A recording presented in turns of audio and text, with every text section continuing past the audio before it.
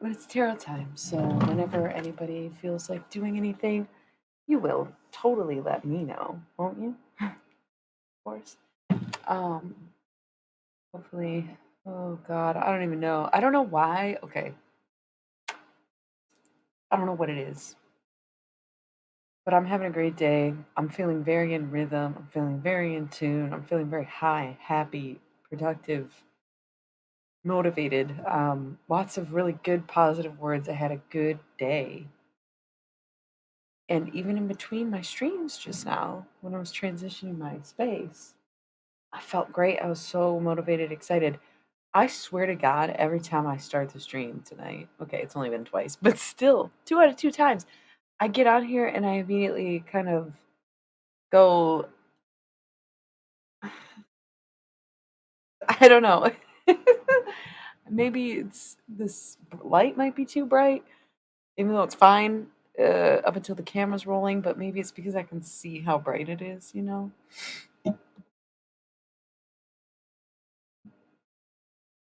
Could be that. I'm not sure. I feel like it was like that last night too.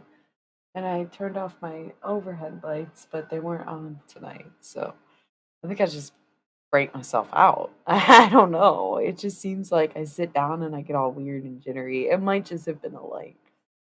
I guess even if I'm not light sensitive, I'm sensitive to lights. So, anyways, this is going to be the corner of tarot for the evening, but I just haven't got there yet because I just started. Like, we always warm up with a chat. You would think that my hour and a half of painting would have been a good warm up, but it fucking wasn't. That was like, it wasn't a trash stream. I'm not gonna say that. And of course, like I do think that any conversation that comes up or that we have or that I have is somehow relevant to what needs to be said, right? Like there's always gonna be a message that carries, no matter if it makes me look bad, if it's like sounds stupid or seems silly, there's a reason it's being said, right? So even if it wasn't my favorite take of the week or the streams. Something about it probably was resonating, not just with me or whomever, but just the general. That's what my streams are all about, right? The group, the macro. Um, it's kind of like, let's put it this way. What I do on stream is like spiritual forecasting. What I do online is very like generalized because the personal reads, the one-on-one timing, that's spiritual advising. Does that make sense? I hung up my fortune teller sign today.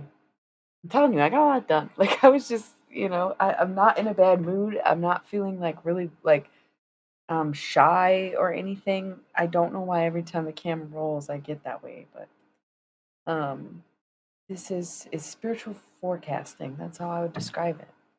It's just like this is what the weather might be like. This is why you might be feeling this way, you know? But if you want insight on how to do things for you personally, then you would book with me, right?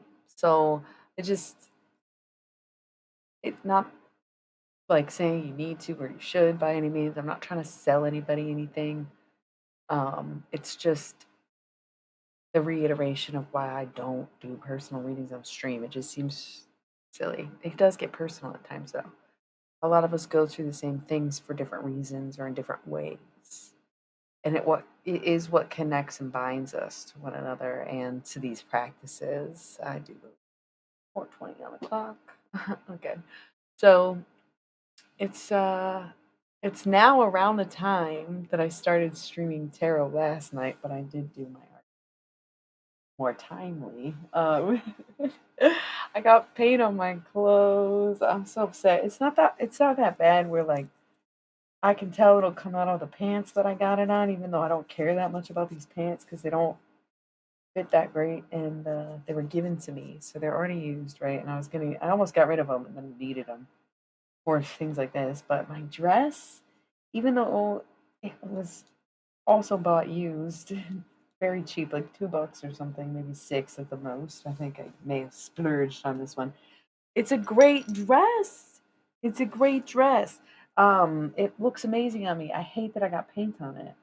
I don't know that it'll come out. They're two radically different materials, so um, I don't want to fixate on it. I covered up the paint on my pants with the dress, and I can't even see the paint unless I look for it. So hopefully that all comes out. I was very frustrated by that, but it's probably because of the way I was speaking on things, and the way that I chose to say things that really had very little relevancy, but they felt like important to me in the moment for some reason. But once again, I try not to judge myself too much because I think that even if I end up disagreeing with what I say, it does need to be said to some degree. That's just how I believe I stream, or general, the general, mm, the general. What would you call it? The not consensus. I don't remember. Something. I don't know. Cool. So just like last night, I'm not really feeling a pull to anything. Um, I'm down to do tarot. I just wouldn't know what deck to choose at this point. I don't care. If y'all have something.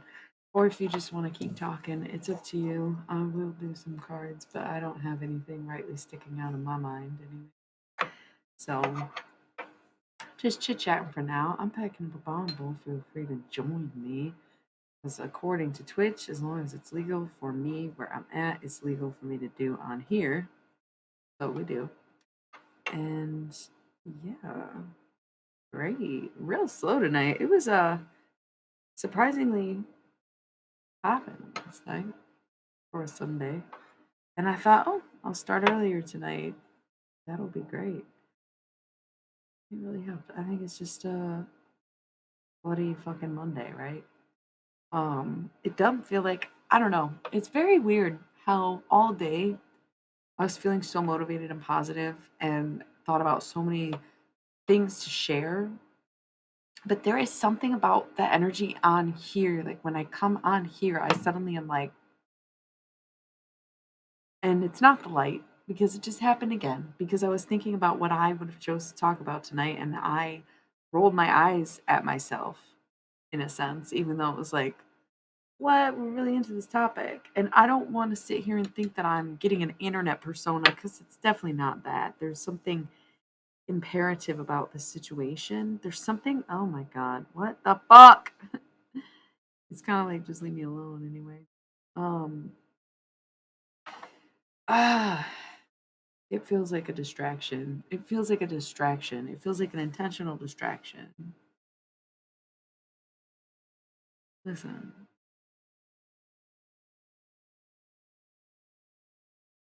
if you can be so easily distracted, then maybe it says something about your focus. But if something can distract you so easily, maybe it says something about that thing. That's what I'll say on that. If you feel really distracted lately, think about what it is that you're distracting yourself from, where your thoughts are wandering to get you to the point where you're distracting them, or distracted behaviors, jumping from this to that. What is it that's got you so wound up, caught up, distracted? Because it's you, it's you.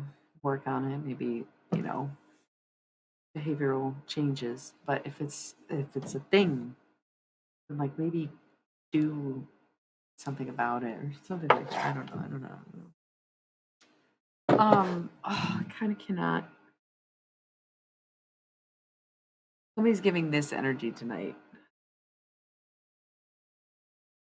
And I feel like I'm dropping the ball. I feel like I'm acting differently than I was off camera. And once again, I'm very sure to not have a separate persona for these things. So I'm very troubled by this. And that's why I keep talking about it, because every time I want to get into stuff, I immediately start going, and I just cannot figure out why. I don't know if there's some harsh judgments, but it feels like someone's embarrassed for themselves or something. there's something telling me like I don't want to do this right now. I kind of want to end the stream and da, da, da, da. But I'm telling you, that was not my vibe at all today. Like at all today. So like what is the deal? Who is that? What do you want? You want to know that I'm awake and if I end the stream and it's before a certain time, then you think you can just call me or something like I don't know. That's not it's probably not personal. I would imagine it's not personal. It seems like it would be weird if it was personal, but there's this very strong headache energy, and I have no other way to describe it than a headache energy. And it's not the same feeling as when I say, "Oh, I can feel it," or "You're annoying me." It's in my head, and I touch this part of my head because that's when I can tell some kind of energy or message is coming in, right? Because this is an opening. Get through the ears, through the crown. But when it's oh, that's just headache energy. That's not. I don't have a headache. Go to bed. Okay, go to bed. I don't know if this is like that's so weird. If you have a headache and you're like trying to figure out spiritually why you have a headache, like it's because you're the headache. Go to bed. You need something like water, sleep. It's not like oh, this it's that headache is warning you. Like I don't know how else to explain that. It's not like trying to get you to see something. It's a bodily function. So don't read too heavily into things. Okay. That actually feels like it big time took care of what the fuck the issue was. I don't know what that was about. That was so strange. Okay, so okay. Now I'm getting mad because I feel very disjointed. I feel like I'm speaking far from eloquently. I feel like nothing I'm saying is truly making sense. I feel like nobody's vibing with this energy. And that's on me for being too receptive to anything. But I do feel like there is a separate force here. Like, I'm not accusing any particular person. I just got a scent of like black and milds on the finger. So like maybe you smoke black and milds or you smoked a black and mild. Um, but like maybe you're hitting it right now. Um, I get that there's a big agitation. Somebody in their life is very agitated. That's why you're on here. And this is somebody else. This isn't the headache person. The headache person, I think, already hit the hay, and they were like, "Fuck, dude, I'm a moron." That's okay. You're not dumb. You just missed it. It's not a big deal. If someone else is very agitated, I'll tell you this: if you want to play lottery numbers, 60, 64, 66. I don't know if it's actual lottery.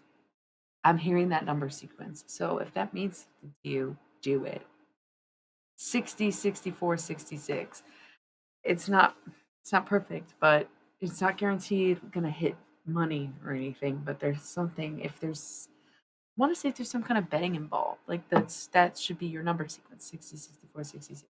Um yeah, this feels like a lot of random stuff coming up, a lot of random messages. Maybe people who watch the stream who do lurk or don't say anything or watch the replay and wonder about something. I get this energy that I'm mostly unfamiliar with kind of like the stuff that's coming up tonight. That's what makes it so weird and disjointed.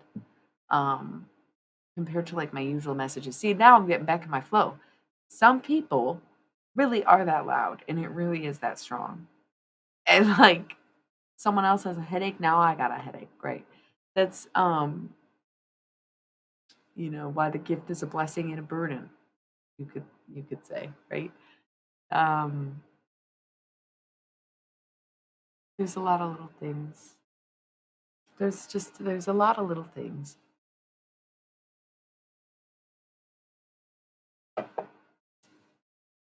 There is a lot of little things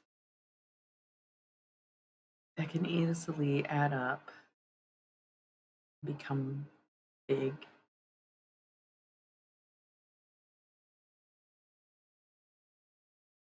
And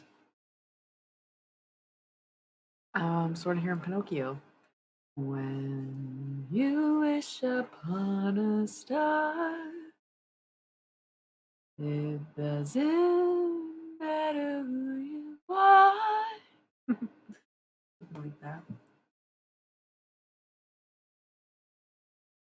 And I think the more we enact these little micro changes that we make to ourselves or to what we do and to who we are, the better off this macro picture will be. That was kind of something that came up in the last stream was like, you can't even decide on something simple, then you'll never be able to pick something complex, right? So if we're at odds about what we deem appropriate or what we deem mature or what we deem acceptable behavior, then how could we ever agree on what structure and system should be replacing the one that we have agreed doesn't necessarily work? And if there's people who do think it works, why do you think that?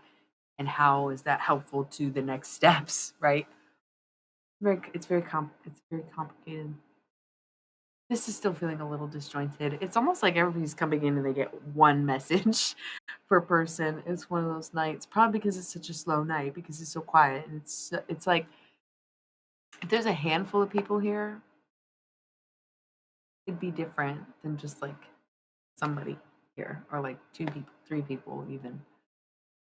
But when the numbers are relatively low, it's like very much more obvious what is meant to be said and when and why and etc. There's lots of weird feelings in my head though. It keeps coming in and out. And it's like I've been fine all day. I'm not really sure what's going on now. I just I don't know.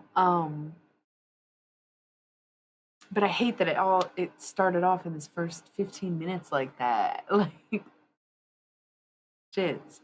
Especially because once again I had the predetermined not predetermined conversation. I try not to take notes anymore because I find it fails me. And it's not that I rehearse or practice what I'm going to say, but rather I'll come across an idea throughout the day or the week and like try to remember that I want to talk about that thing without actually knowing in what way I'll discuss it, right? So today's thing was like nostalgia. I got into it. I did get into it a little bit. Um about, when you stop seeking youth, you stop feeling like you're missing something or want to go back to something, right? It's like very freeing to just think of yourself as young no matter how old you are.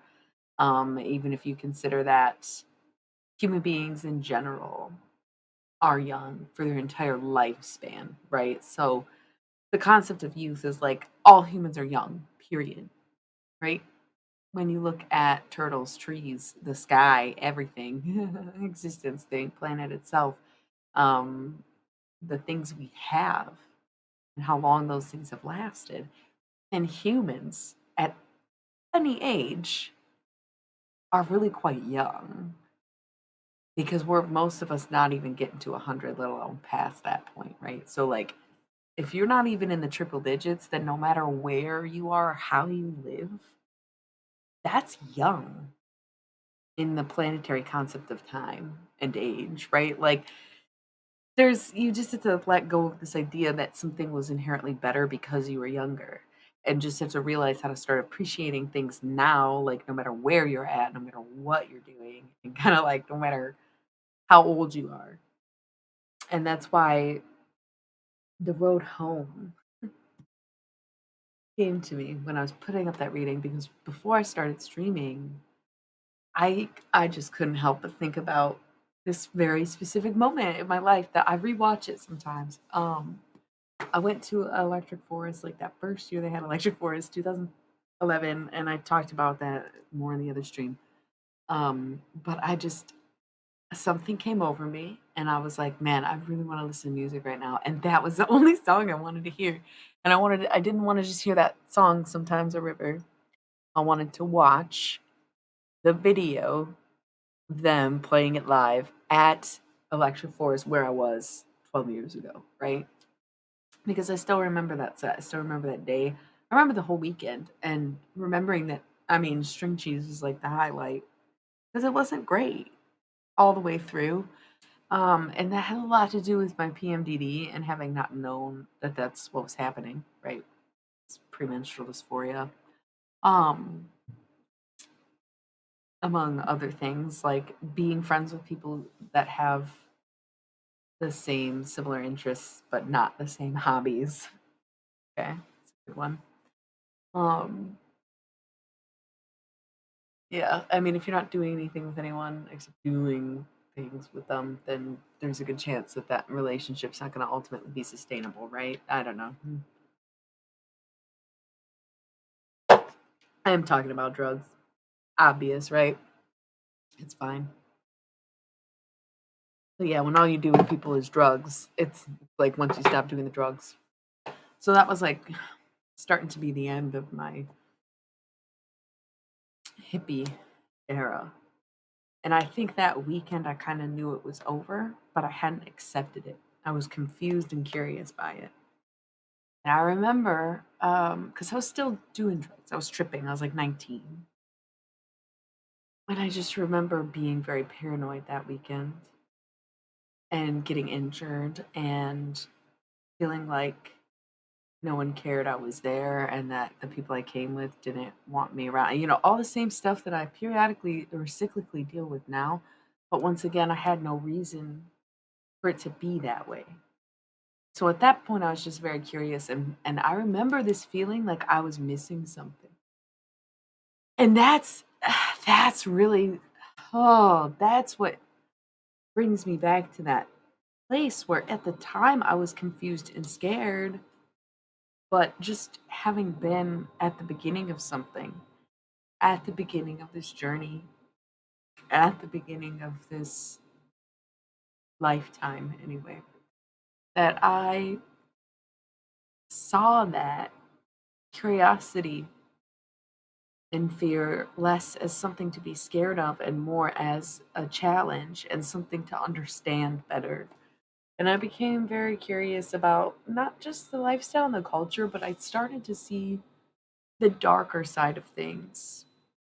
And it was like those years after that that things got way worse than they ever did when I was actively doing drugs. It's when you stop that things get messy, typically speaking. I think anybody in recovery will tell you that it's because all of the illusions and lies that you've told yourself start to unravel. It's 2 hours, 22 minutes. Um, or 20 seconds. Yeah, it's not been 2 hours. Um, and that's when your life really starts to unravel, is when you realize what the fuck you were doing and who you were doing it with and how unsustainable that becomes when you take out that one small part of the equation that was actually the entire foundation for it, right? So when you remove that, you're like taking off some glasses, whether they're rose tinted or otherwise. It's just like the moment where you're like, damn, I have a bigger mess to clean up than I thought. It's not just vomit and dust, it's actually a lot more than that.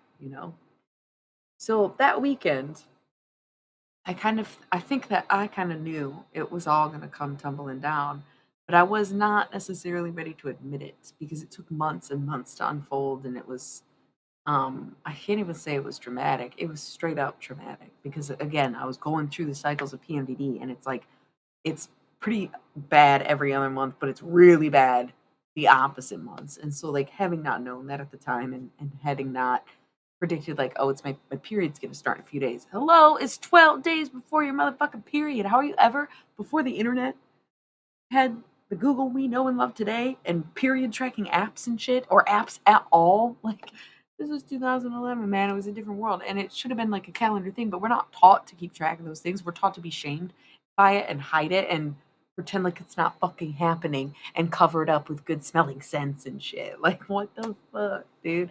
What are you supposed to do? So, how was I supposed to, as ignorant as I was, as fucked up as I was, how would I have even known to pay attention to my cycle 12 whole days before my period without a medical advisory on that, right?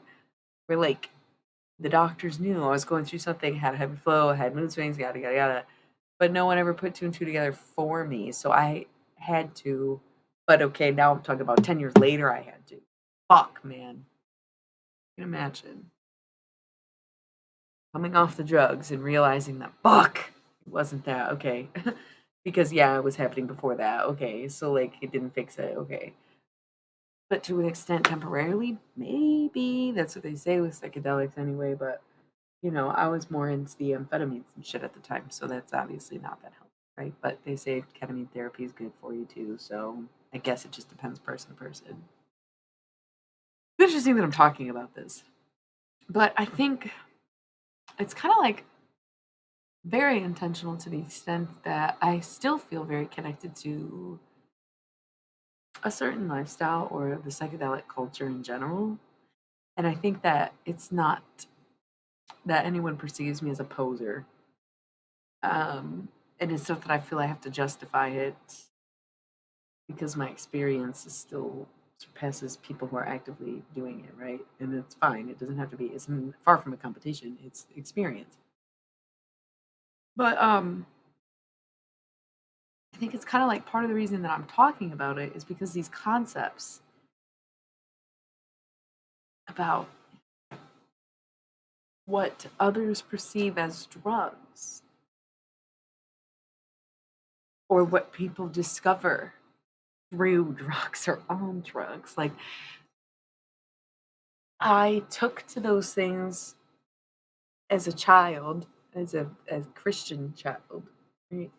And evolved into things like a psychedelic lifestyle and grew out of them for both of those reasons, right? This concept of home. I don't know why I'm very overwhelmed with tears, like I should be crying right now. And I would not want to put that on the one person who's on here. I don't know what I'm saying that would be also touching anyways. But again, it's the anti-fetishization of youth for me is what this is ultimately about. Is like I can still feel as good as I did then, or as curious as I did then now, right? And I think that that's something that people lose over time. They kill your imagination and sell it back to you as manifestation, right? Why'd they get rid of your imagination in the first place? Because they're going to tell you that's how to create reality unless they didn't want you to have the means to do it yourself. Okay, so all right. That's yeah.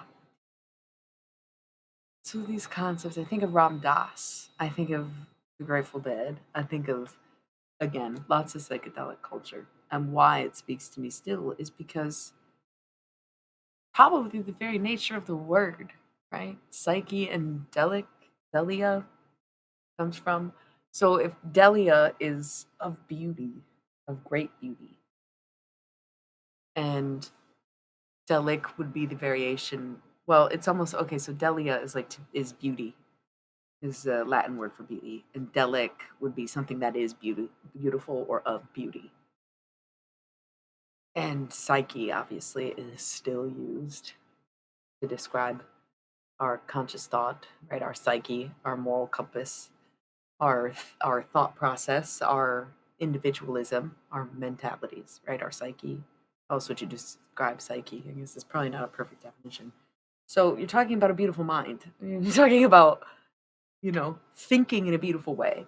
And that's like when you break down psychedelia, what it really is. And so there was something in me that was very much seeking that kind of beauty in the first place, wanting peace on earth. They were teasing me last night because I was like, yeah, I used to just pray for peace as a child. And they're like, pray to God for what you want. I was like, and for all peace on earth and to end world hunger. And like, there's a part of me that never gave that up. There's a part of me that still does want that and still does think those things are possible and still do commit to the idea that it's possible by committing to talking about it, to like being honest about it, to saying, hey, if we all collectively or individually did XYZ, maybe we could get to ABC, you know? But that's okay. That's not on any individual in particular. So hey, we'll get there when we get there. But in a sense, even if I'm not making the impact, even if I don't make the difference, even if I don't have the results, I still choose to do that day in and day out. Do what I can to bring this sort of peace into the world or this sort of beauty into the mind, right? whether it's physically, mentally, emotionally, spiritually, mostly emotionally and spiritually, right? But I try to keep up with the others, not the other things.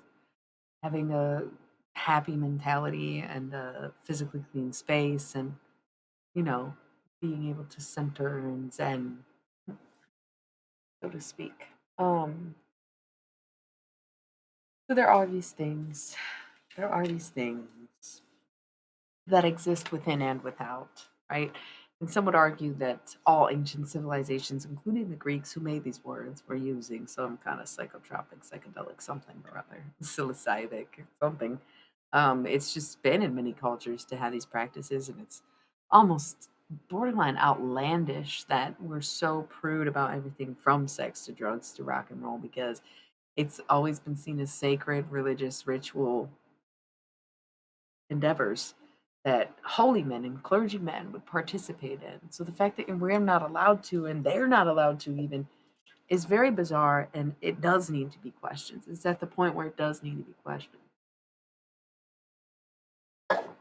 And that's like part of the reason it feels so prevalent now is because of the timeline breaking that we were talking about probably a week ago, where it's kind of like these 2,000 year periods, and one just started the last 10 years.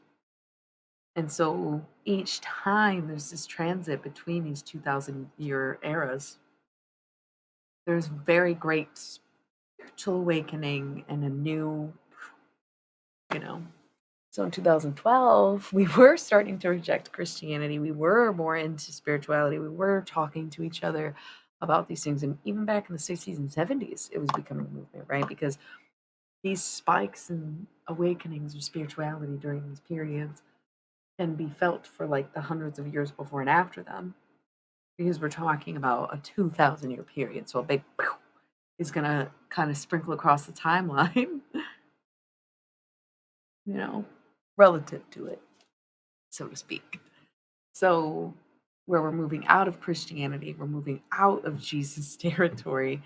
It seems like we're moving back into some of the practices that were seen way back whenever, whether it's the cards or the fact that people are aligning more with nature and God in a general sense rather than in the puritanical sense, and rejecting these very rigid um, religious rites, even. So it just seems like we're still definitely trying to figure a lot of things out. Definitely trying to figure a lot of things out. Um, but there is some kind of necessary uptick or thing that's happening, right?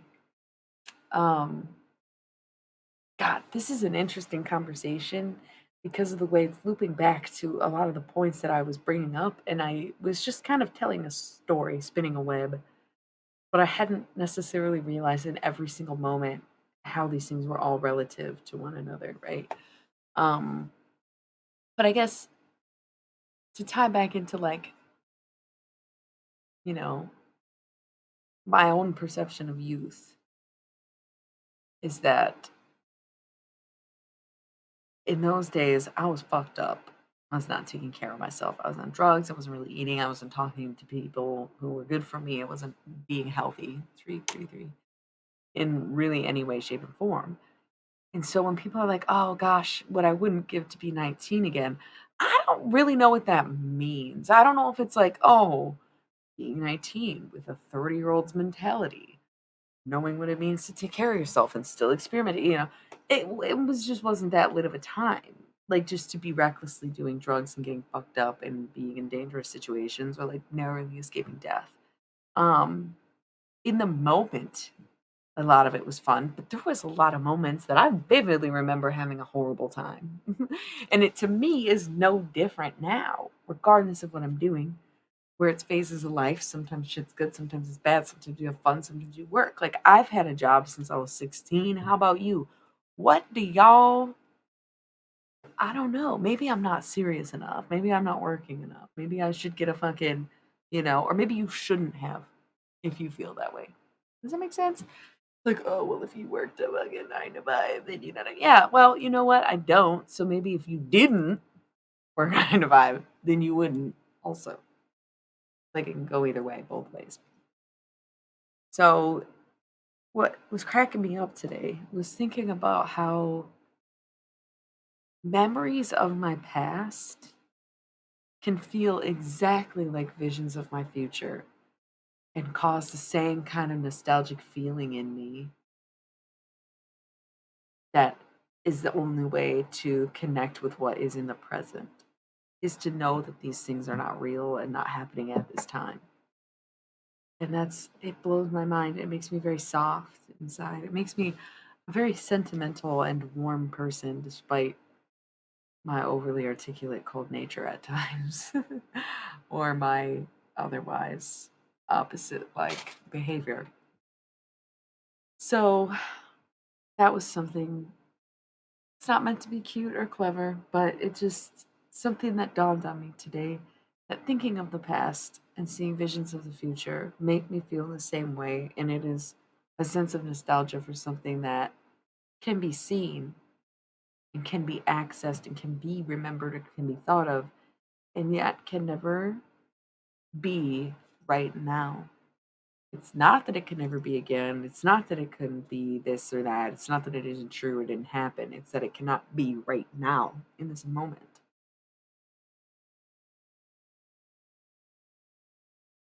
And that hurts a little, doesn't it? Something like about that. So forgive me. I don't want to look at it. That being said, that was a little jokey joke between us, don't you think? So let me roll the ads. I got like a minute and a half until the pre-roll timer goes off anyways. So I'm just gonna roll them as that was the end of the conversation. Who knew this was gonna be a tragically slow night? But that's okay, right? It's a Monday. I don't expect anything from anybody at any time. But I'd love to just continue this conversation until somebody maybe pipes up for some tarot or a deck seems appropriate to use. But I'll be back in 3.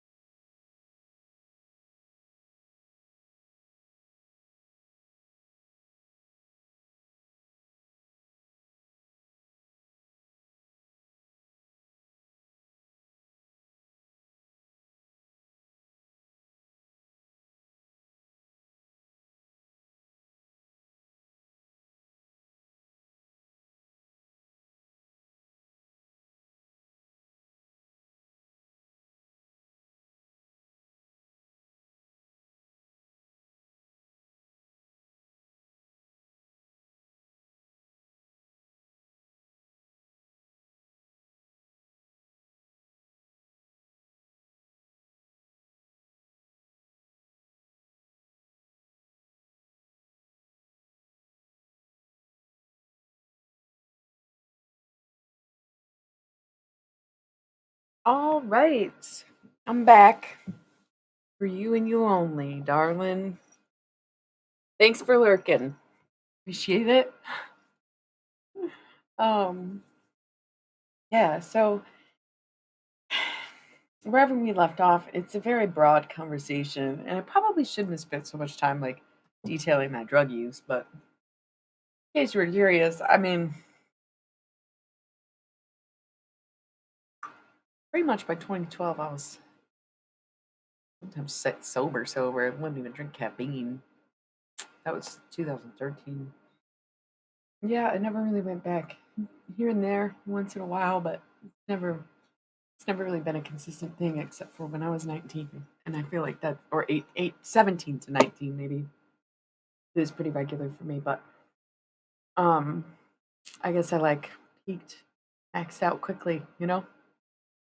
So I got to learn a lot in that short time, but of course it's once more not that it left a lasting impression, but rather that it was favorable to me or appealing to me initially because of the nature that I already had about me, or the things that I already believed, or the things that I was already interested in, and all of that. So I don't feel like it shapes or dictates much of who I am or the personality I have. I think, if anything, it helped me find people or realize that there was like a scene or culture to hide behind or learn from.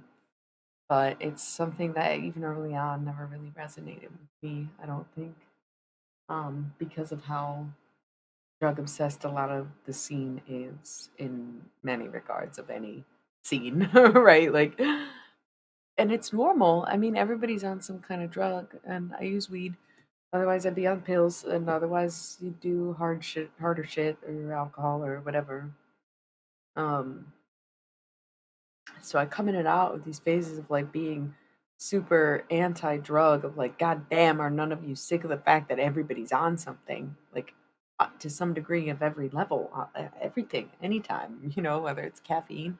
We all have coffee addictions and drink so much soda, and nobody gives a shit. Or again, taking pills every single fucking day, which, hey, maybe there's nothing you can do about it, but also, are we never going to address the fact that literally everybody has a drug of choice? Is that normal? It's part of being human, right? It's part of being in the kingdom of earth. Is having the ability to even get fucked up. It's like what makes us um, more animal than divine, and that's what gives us human life. So it seems like maybe we're supposed to be doing that. Maybe it's meant to be that way. Maybe we are, you know, um, inherently incarnated to do these things, to fuck up a little bit, to bruise our bodies, and to destroy our insides just because we can. And so it's just such a different perspective of life, especially because I'm more about health. I'm more about feeling good. I'm more about taking care. I'm more about all that, and reducing the amount of intake. But there's another aspect of things that it's all very plainly. It's all very plainly. And ain't nothing. I listened to Easy Lucky Free today by Bright Eyes. What an exceptional what an exceptional song. I think that's what started my nostalgia today. And once again, I think nostalgia is such a cool feeling because for me, maybe it's just as someone who does have visions of a future or predictive text, fortune teller vibes. 444, 4. It just seems like you can have nostalgia for something that hasn't happened yet if you can envision it, because it's essentially about missing something. And I fully believe you can miss something that you don't have if you know you're gonna have it, if that makes sense. So yeah, maybe that's skewed. I don't know. Kind of getting that weird energy back again. Who is that, dude? What is going on? And all you do is lurk. You don't even talk about your problems. Let me roll a minute. I forgot to do something while I was gone, so I'll be right back. 1 minute.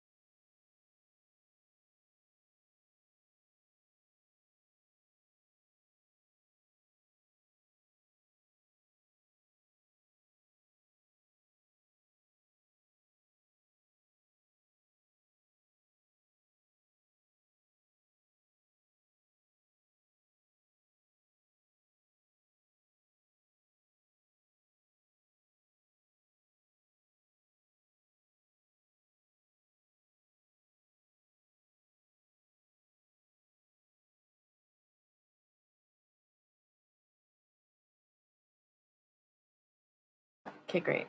Thanks. I'm back. So, I was thinking about something when I was gone here.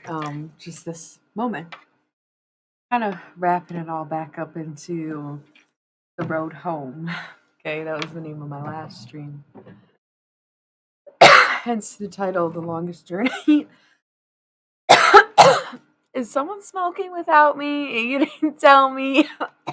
Why? I didn't fucking rip the bong. Who's smoking without me? I don't have a cough right now. That's so silly. Who the fuck lit up and didn't even tell me? I'm allowed to smoke on Twitch as long as it's legal where I'm at, which it is, and legal for me to do, which it is. I can do it on Twitch, which I do.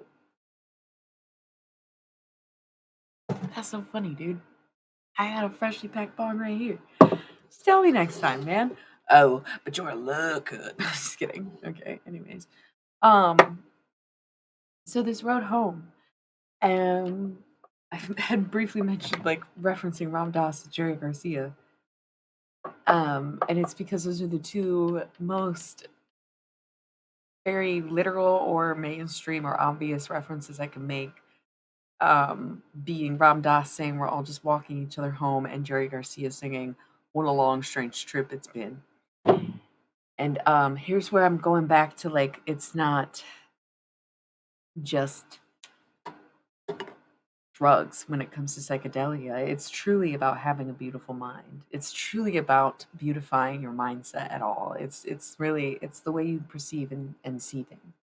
And this concept of like not being home, I think does come more commonly or easier to people who have seen or been to or experienced or at least are open to believing in other realms or other planes of existence, different dimensions, etc. And oftentimes you'll find that those people happen to be the people who have done the drugs to get them there, right?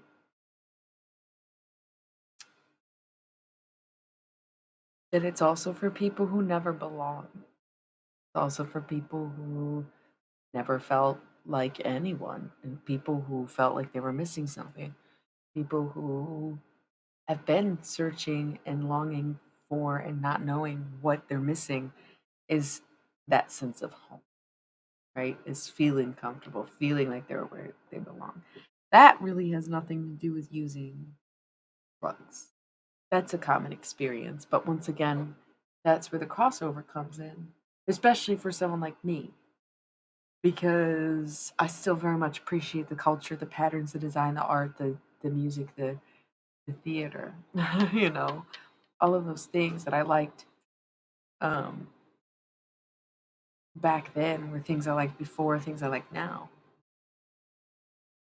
And so, you know, when we're walking each other home, very easy to take it literally. It's very easy to want to look out for your fellow man, make sure they get in, and I think that's wonderful. I think it's a very easy translation into, um, taking care of each other in that way, especially in that scene and knowing that that's what these dudes were doing, right? Long Strange Trip, same thing. Oh, it's a drug reference. The whole song is about drugs. Um, but when you really sit back and you look at it, these journeys never stop. The trip never stops. You just start to see life from a different perspective, no matter how long you've been there or gone. And once again, it's usually the people who aligned with some of these ideals or morals before they experimented with anything who end up doing those things or end up in those scenes, right? It does seem odd to me. I feel like people are very open about their drug use and like good for them, honestly. I don't know how anybody be so bold, but I don't know why anybody would give a shit either, right? Um, and so I'm not even trying to other myself and I'm not trying to pick me or avoid, contingency or whatever the fuck, but um it's just honest. It's just like again, I don't think anybody's perceiving me as a poser, but if they did, yeah. Yeah. I'm retired from the game, but I think it's much bigger than that. I think I've always felt like drugs were just another tool of mankind in the same way that fire or technology or lights and electricity are. Um, and even when I started, even when I stopped, I believed in the same concept that you could achieve the same heights and the same reality without using a substance at all. And so for a long time, I pursued that as well, and perhaps achieved because some of the things that people see or do or feel or hear when they're inebriated, um, especially if they're hallucinating, could be very reminiscent of what I do on a regular basis. Talking to dead people, describing the astral planes, seeing things that aren't there, but also having the cognition to know it's not actually there. Third eye, or mind's eye, I should say mind's eye, where you can see something, but it's not physically in front of you, right? So I think that in spirituality, like I think the Reiki culture is a great example of this too. A lot of those people are very straight edge, very even anti-drug, and they still believe in like energy work and vibrations and being able to kind of like control and manipulate the universe around them, within you. So it's just I think it's restrictive to keep psychedelia in association with drugs. Because if you look up the literal definition of psychedelia or psychedelic, it is inadvertently hallucinatory drugs that make you trip in a certain way, psychoreactive, so to say. But if you look up the literal translation, once more, it's about the mind being beautiful. So I just feel like it shouldn't be restricted. And that's why I'm so into stuff, is because I think life is beautiful. And every day I feel like I'm walking myself home. And every day I think that it has the great potential to change something or be new. And at any given moment, you could be doing something that you would never normally do, or meeting someone that you've never met, seeing someone you haven't seen in a long time. Yeah. Even if you're stuck at home, at least we have the internet. Even if you are bored of going to the same places, well, maybe go somewhere different. Maybe there's just more to life than to just sit and wait for it, or relive it, or think that it's not in every moment, but only in the big moments that we make so minuscule that we call them the little things, you know? Maybe it's time we ought to readjust our lens and change our perspective on some of these things, such as what it is that makes us happy. Maybe our standards are too high. And that's not to say that your standards for like what you accept from other people or what you like, you know, health wise is okay for you, right? But if you can't find joy in doing something that doesn't involve any extensions outside of yourself, whoa, if you cannot bring yourself to smile by simply thinking about something that makes you happy, oh, not a good place to be in. Think about that though. Do you do that? Because for me, I can't imagine not doing it. I'll think of something and laugh so fucking hard because it was something that was so funny that already happened. My partner would be like, "What's so funny? You on your phone?" And look over, and I'm not on my phone. I'm just cracking up, and they're like, "What the fuck?" Because I love to express happiness as much as I love to be happy. So, are you able to five? Are you able to experience joy without any help from anything outside of yourself?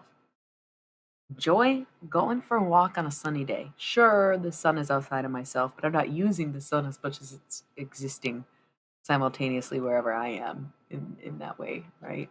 I don't need to go anywhere. I just go, you know? Um, Things like that. Where it's like if you're waiting for a vacation day to be happy, if you're waiting for a relationship to be happy, if you're waiting for payday to be happy, then You're waiting too damn long, and you need to be happy right fucking now. Easier said than done. No, bitch, no. It's really fucking easy. It's really easy. If it's not easy to you, you're not doing it enough, okay? And that's coming from a very like depressed person. Like I'm afflicted with this psychotic dysphoria just because I get a period where I am guaranteed to feel suicidal or like I'm dying every month, month after month, for the last 20 years and the next 20 years. Don't talk to me about, but I'm depressed. Fuck you. Do something about it. We're not relying on drugs anymore. We're not hiding behind labels. We're not taking excuses. Because guess what? Nobody allows me to use my disability as any kind of excuse or reasonable fucking reason for the way that I am. You're sure as fuck not gonna use yours. You're sure as fuck not gonna sit here and say, well, my mental health. Yeah, my disability. Oh, well, honestly, fuck you. Fuck you. Especially if it's something like alcohol or drug use. And now you're like, ooh, she's really putting the picture together. Now I get where she was going with this.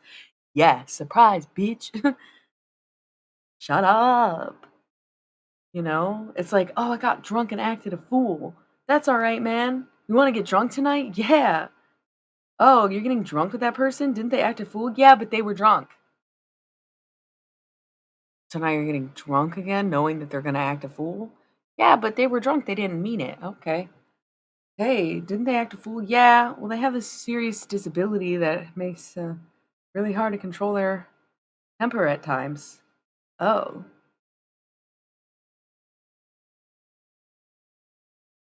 Oh. Mm. Mm-hmm. Mm-hmm. Mm-hmm. Mm-hmm.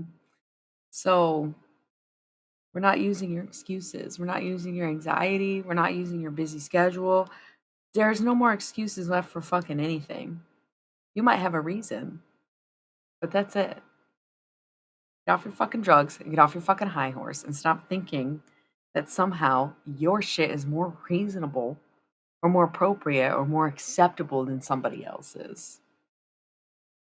Well, I'm an alcoholic. Okay. So stop drinking. It's not that easy. It is. It is. I actually just spent the last hour talking about how I was able to kick my drug addictions despite all things being audit against me. Shut the fuck up. Shut the fuck up. Grow up. It's not that hard. You want to make it that hard because you don't want to face the truth. You don't want to see that it's not just a vomit stained carpet. Okay? You don't want to see that it's terrible people and dangerous places and empty bank accounts and no plans and zero future. It's not about, oh, it's too hard to get sober. It's too hard to recognize where you've been at to be able to get yourself to a better place. Don't start with that shit. You know what I mean? That's some pussy ass fucking shit. You let it. You let it. You let it. You let it get that way. You let it get out of control. You let it be an excuse. You let it. And you let other people keep doing it too. And that's on you. That's on you.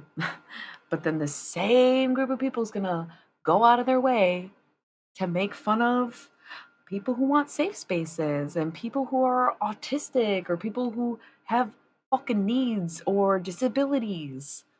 And you want to get mad at them and say, oh, why should you get a whole ass place, a whole ass system, a whole ass law making it possible for you to be a fucking asshole drinking in bars, drinking in public, drinking at all, drinking being totally legal, alcohol being an over the counter drug, right?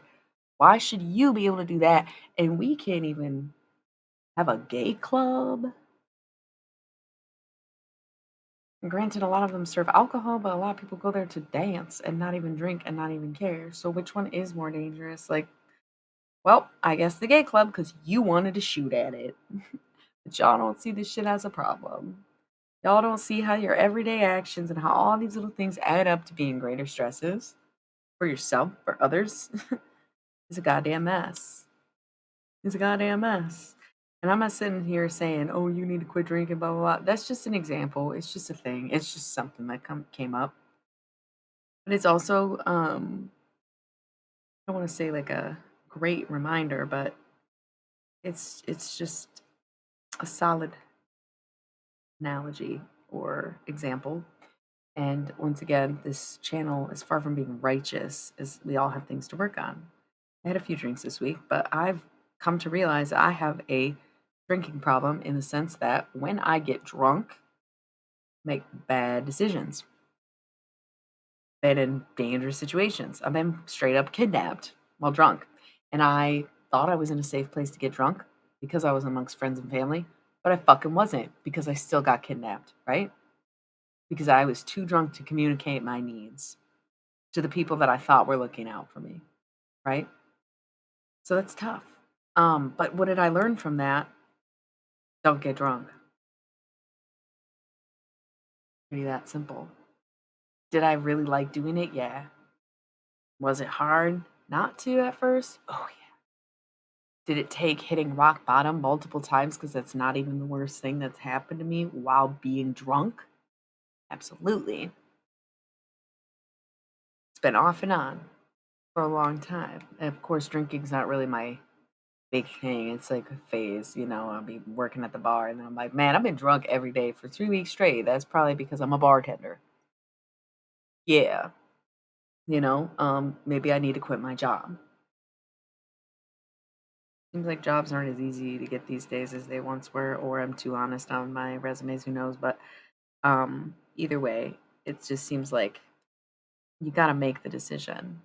It's really inaction that makes things difficult. If you sit there and do the same things that you did when you were drinking, this is again just an example because we were talking about drugs, anyways.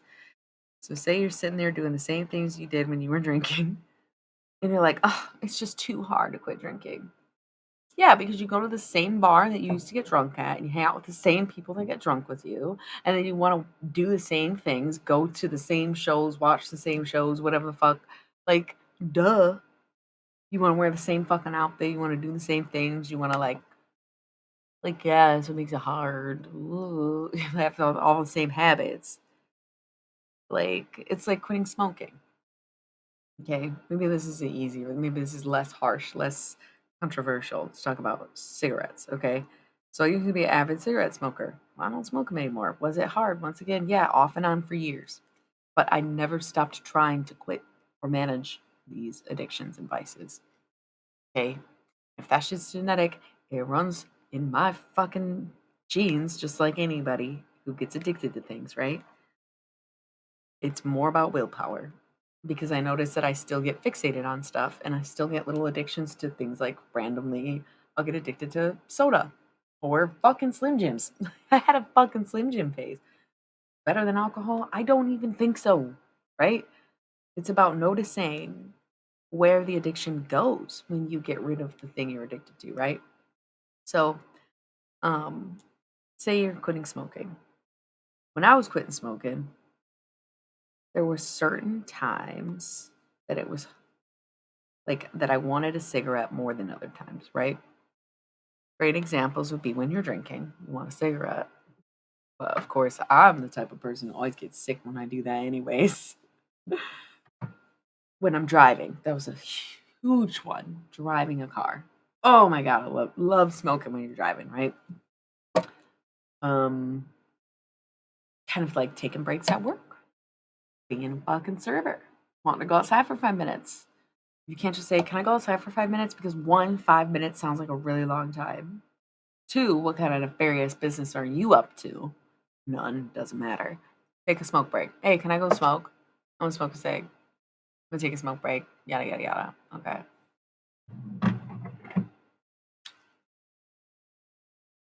Instead of trying to quit cold turkey, okay, just give up cigarettes, thinking that's gonna fucking work for some reason, right? What I did, and what I would advise, right, is pick something that you can do in place of a cigarette for each one of those scenarios one at a time as you're moving through. For example, whenever you drive a car, let yourself have a sucker. You get in the car, you put a sucker in your mouth. If you gotta pretend that sucker is a cigarette and take it out and pretend to ash it, then by all means do that. So you still want to go outside for work. Get yourself a straw. You can put some paper in it. You can even put, I never did the paper inside with essential oils, but you can do that if you like menthol. I just use a straw. You just suck through it. It may feel stupid at first, but at least it's not fucking smoke, right? Okay, so now you're like not smoking in the car, you're not smoking at work. What's the other thing? Getting drunk. All right, well, maybe just don't drink as much. Maybe smoke some weed instead.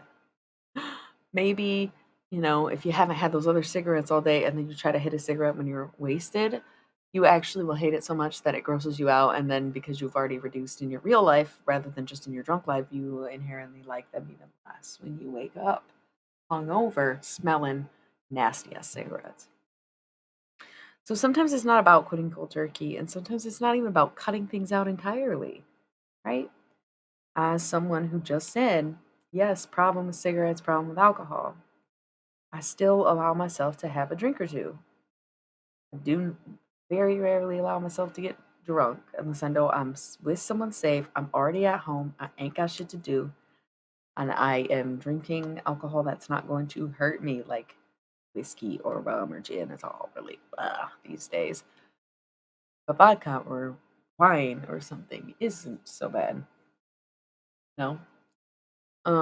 Same with cigarettes. So once in a while, if I'm around someone who smokes a lot, I'll be like, yo, can I hit your cigarette? And I'll be like, I do not like this. And I still don't want to smoke, but I never deny myself the taste or deny myself the opportunity to try it again to see if I like it because I've gotten to the point where I truly just don't. Another tactic I use to quit smoking, and it's kind of helpful with quitting drinking too, is if you have a very vivid imagination or like active thoughts, you can like see, like I have a photographic memory, so something like that. If you just like picture the damage long term it does to your body while you're doing it, oof, nothing will fuck you up so bad. Same with eating meat. Sometimes if I'm trying to quit meat, I'll just picture the animals getting slaughtered while I'm eating them, and I'm like, fuck, dude, I can't keep doing this. Or I'm like, well, now I'm a real evil bastard. Same with cigarettes. Imagine yourself sitting in a hospital bed, fucking hole in your throat, thing down your neck, and you're just like, just imagine that next time you smoke it. You know, imagine someone with total liver shutdown. You're having a drink. Horrifying, but scaring yourself out of stuff can really work. It can really work. So, if any of y'all are struggling with addiction, I guess this stream was for you. I guess like maybe one of you are struggling with addiction because there's like not that many people here. There's an oddly specific message, and I don't know that it's me because like I thought I was in a worse place with weed and actually like thought I was maybe having some addiction issues with marijuana, and then I realized there's just certain days I stay completely inebriated and subdued due to my nature of violent outbursts or whatever, inexplicable pain or sadness, both. And then there's days where I just simply don't need it and don't really smoke. So um, that's the number one for me is getting myself physically to a place where I can take a break and experiment with other forms of treatment for PMDD. Because I would like to be able to just be sober for a few days, but I got to be in the right environment, be safe, and probably not around any people existing at all. I know it's crazy, but yeah. Yeah. So once again, it's not righteous. I'm not a hypocrite. I'm being very honest. I've had to go through these things, and that's why I'm sharing them. And I still do these things, and that's why I don't feel bad about it either. You know, I think everybody should have a little leeway, wiggle room, or something to even. I don't want to say to take the place of it, but to fill rather than having a void. 111. That's the thing is like when you are doing drugs or drinking with people and then you stop, but they still do. It's like, did you have anything in common with them or did they just want to party with you? Yikes, I don't know. Hard to say, isn't it?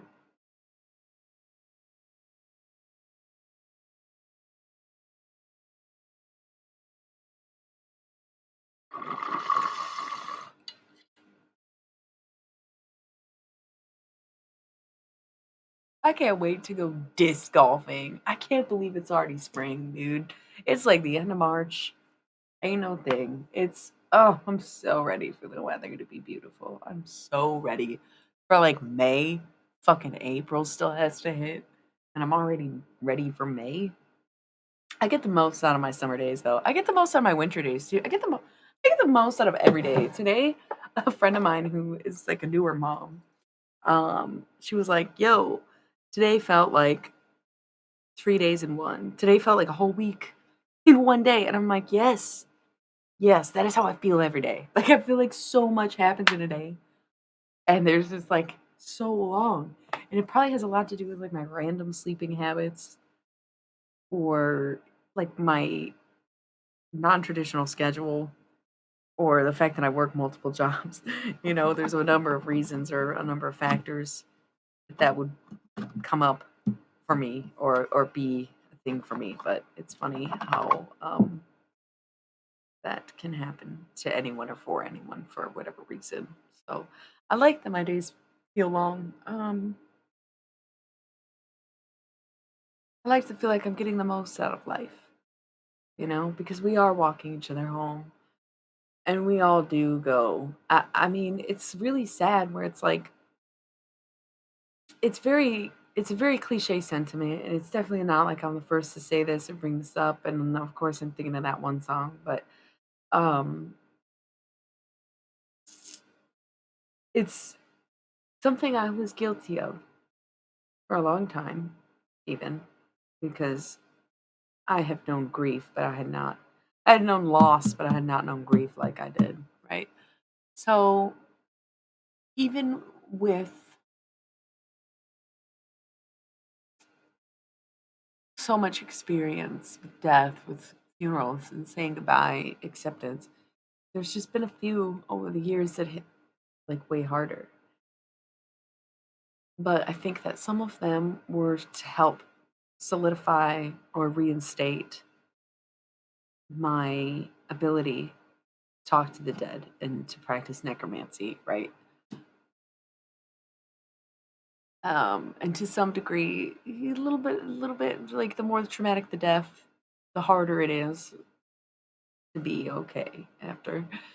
Yeah. The longer it takes to get over. But it's very odd or interesting. I shouldn't say, well, maybe it's odd and interesting, and so am I. But it's funny even to see how much we sort of grieve for the deceased or spend time being sad about what we're losing. Because when it really sinks in, like literally everyone goes through that. Everyone dies. We are going to lose or be lost to everyone in our life.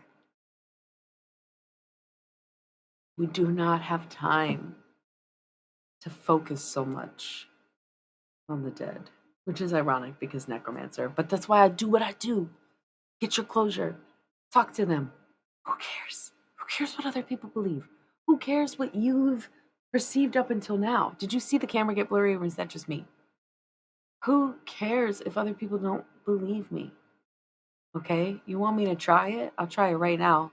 Somebody is Michael. I don't know. That come up on the stream. There's been a few Mikeys, whatever. But Michael is definitely ringing a bell. Um, so if that's your name or their name or something, it could be an archangel moment, but Hell's Bells, I may have been getting that confused. It may have not been Michael, but Hell's Bells or something like that. Oh no, I'm seeing like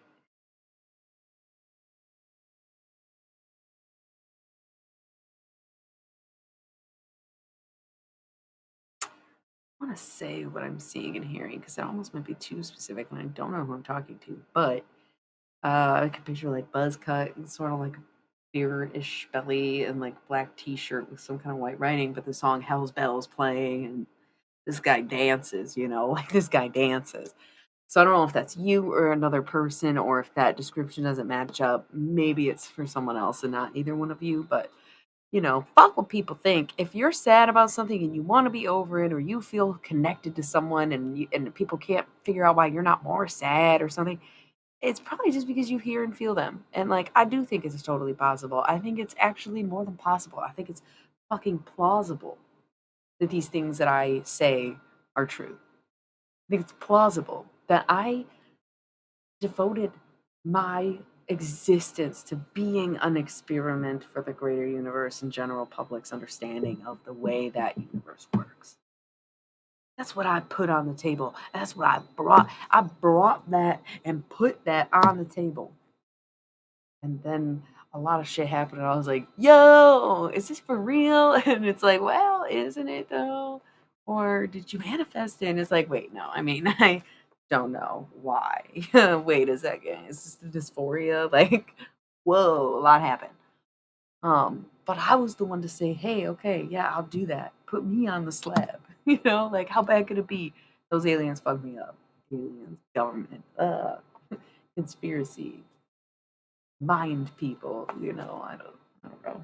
Um, none of it's none of it's too serious, but it is that deep. You know what I mean? Nothing is so serious, but it is that deep. So that's the sentiment in me. So all that being said, holy shit, what a great conversation that we've had, my lurker. Look at this fucking pathetic ass chat. I literally have people talking to me during the art stream, and it was a slow night, but this is next level. And it's so funny how like at the beginning, and then once I just started talking about this, it like came out very much almost akin to butter. So there's something very strange about that, where I have to go ahead and guess that it was somewhat accurate, but of course the lurker's never gonna fucking say the difference, huh? But anyways, if you do want to book a personal reading, by the way, you can go on my website. It is a Wix website. I've started to throw that in for people because I'm like, sign up, give me your email, and it's like, yo, what if I was some shady bitch on the internet, with like a sketchy ass coded website? I'm not, but like, what if I was? I like to just throw out there that it is a Wix site, and I have been trying to like reconstruct it a little bit, because when I made it or designed it a couple years ago, I was very much feeling more professional and bright and cheery, and um, sort of leaning into a certain side of myself. And now I'm feeling more like it's a bit too much, too bright, and too, not dare I say camp. I don't think it could be too camp, but just like just time for a revamp. No big deal. But anyway, book the Halloween Oracle if you want to know more, and for some reason the descriptions don't work. Still, every time I edit it and say, yes, okay, this is good, it just doesn't work for some reason. It's a broken link every time you click on the descriptions. So, yeah, if you were interested in your own channeled message, then you can book with me there. Okay. That felt pretty accurate. But maybe someone will rewatch this and they'll be like, yeah, I have been meaning to do that or this or whatever.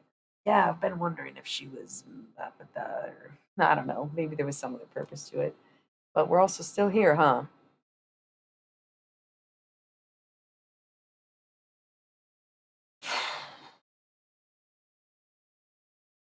Kind of feel like we're mirroring right now. Like we're both sitting in chairs looking away from the screen and sighing to ourselves. Kind of like, why am I up? What am I doing? Where am I? Where is day? What is life? And such things. And the information that you received out of this conversation was, if not important, then no less intriguing. It was inherently worthy of the time I spent doing it, despite any lack of confirmation, validation, reciprocation, appreciation, etc. I'm just playing. Come on, lurkers. It's okay. I still appreciate the lurkers. Listen, somebody's probably sleeping. Nobody even heard this. That's what it really is. Nobody was even listening. And you would think that would hurt me. You would think that that would hurt. And to some degree it does, but at the same time it's just I can't let it.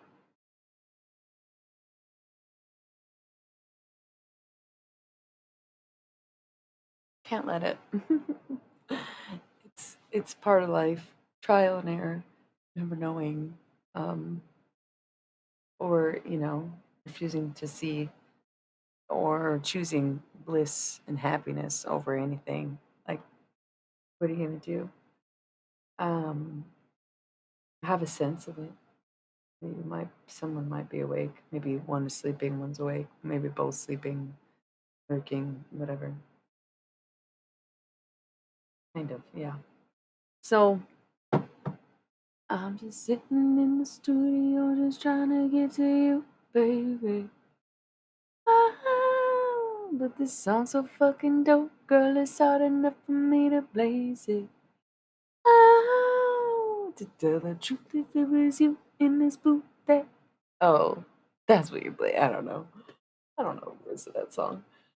Um, I do remember that era though, 2013-ish. Yeah, ironically, 10 years ago. This was under the conversation leans to that. And this is all really to unblock my writer's block. Let's go back to that point because initially I said, "Hey, um, y'all, fam, I need help unblocking my writer's block. I literally have been giving myself time and like making sure I have everything else done so there's no distractions or no, oh, this was more important. I need to go back and do this. I made a to do list. It's pretty short. It's all stuff that I actively want to do, not stuff I have to do. The stuff I have to do gets done every day. The stuff I have to do, you know, like physical maintenance, cleanliness, hygiene, the general choring, that's all done in a day. Most days. A few days I have to take off where I'm like, I am bleeding too much. Can you help me with stuff? Sure. But that shit's easy. The stuff I want to do, well, now I'm just self sabotaging. Well, now if I made sure I balanced my diet, I made my schedule, but I am not the best boss because I'm like, if you're not in the mood to write, what are you going to say? I don't know.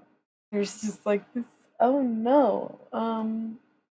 Writer's block's a bitch. Writer's block's a bitch. There's nothing I can do about it except for force myself to do it. And yet today I didn't. I even like didn't smoke weed and thinking, yep, gonna focus, gonna concentrate. You think that helped? No. Several points I was like, maybe I ought to just rip the bone. Maybe I ought to just rip the bone. Maybe if I get high it'll actually help. And then I still didn't until it was, oh, time to get ready for my stream. I'm gonna start my stream on time tonight. Okay. Cool. That's self-sabotaging. That's not me being depressed or lazy or inefficient or poor scheduling. That is me self-sabotaging, because if it was any of those other things, the laundry wouldn't be folded and the dishes wouldn't be done type shit. Like that, I'm like I said, every day. I'm the type of person to make my bed every day and like highly recommend you do the same.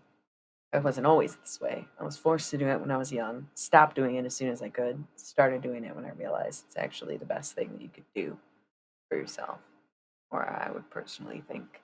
And I make it super easy by being a dreamer. um, but yeah, if I had one piece of advice, that would be brush your teeth as soon as you wake up. um, That stuff comes very much with ease. I even painted. I was like, oh, we'll start painting on Fridays. Friday didn't feel like it. Tonight, I'm painting and shit. Like, cool. You deserve to get paint all over your pants. Oh no, I got paint on both pairs of my pants. God damn it. Just figured it out because I got layers on. God damn it, it was a fucking fiasco. Y'all missed it. Oh, it was tragic. We should probably clip it. Yeah, it was in the last stream. I just squirted mustard everywhere, but it was just yellow paint. But it was such a cliche moment. I was like, this just won't come out. It was, it was like iconically terrible. It was so bad. It was like the worst, blondest moment, if you will. Because I am a dirty blonde, right? A dirty blonde. No. Chill out. Anyways, yeah, so that was kind of the worst part of the night, but it was sort of funny and like, yeah, my clothes might be ruined, but at least they were all thrifted and gifted, you know what I mean? So hopefully it gets out of the dress. Hopefully we save the pants. But if not, then God bless, you know, at least it wasn't nothing expensive. I had my paint clothes on and none of the paint got on the paint clothes. It was just the clothes that I risked it all for. That was so silly. R.I.P. to these things. Anyways, yeah, so at this point I'm self-sabotaging, especially because when I do anything, magic, manifestation, problem solving, it doesn't matter what I'm doing. I use resolve. I'm very much stand by my resolve. And part of my resolve, kind of acknowledging some of my shortcomings, my past failures, and why I've been um, on the right path and doing as I'm meant to do, but not quite being like successful at it is literally very obvious to me, and I know what I need to do. I've made my resolve to do that, right? And I was like, yep, this is going to be the thing. And I will be freeing myself, releasing myself once. And so I started it in time, which was before the decade ended. But it's been months since I even tried to work on it. And there's a big chunk that needs to be edited. There's most of it still needs to be written. There's data that needs to be interpreted. There's so much information here that it needs to be organized and become what it needs to be. I think I outlined it. But the outline is all over the place because it's a first draft outline. And like at this point, because it's something in my resolve, what am I gonna do? I'm self-sabotaged. I'm self-sabotaging. If I'm doing this for personal reasons and my own success and my life's purpose or what I believe in, and I put so much weight into this, then me not doing it isn't really hurting anybody else because I still make the streams, right? And I still do the readings and I still make sure my space is organized, clean, and caught up in things. I cook most days, or try to, anyways. I'm like doing all these things right, but this is where I'm doing wrong. I'm letting myself have writer's block. I'm letting myself say, I can't do it right now. I don't want to look at it not now. Please, no. And it's like, why though? And then I tell myself, well, I get sick of looking at the screen. Okay, then don't stream. Well, I gotta stream. It's making me money. It doesn't make it that much money. Yeah, but it's better than nothing, and I'm not gonna get paid to write that book. Like I could get paid to stream. Okay, but you could potentially make money from the book. Yeah, but that's not the point of the book. It's for me. It's to help with PMDD. Yeah, okay. Sounds like a lot of people need help with that. I know. This would be such a good idea. Oh yeah. Fuck, now I can't do it because of my PMDD. Ah, it's literally the worst cycle. It's the worst fucking cycle. Um, but I'm getting closer and closer and closer.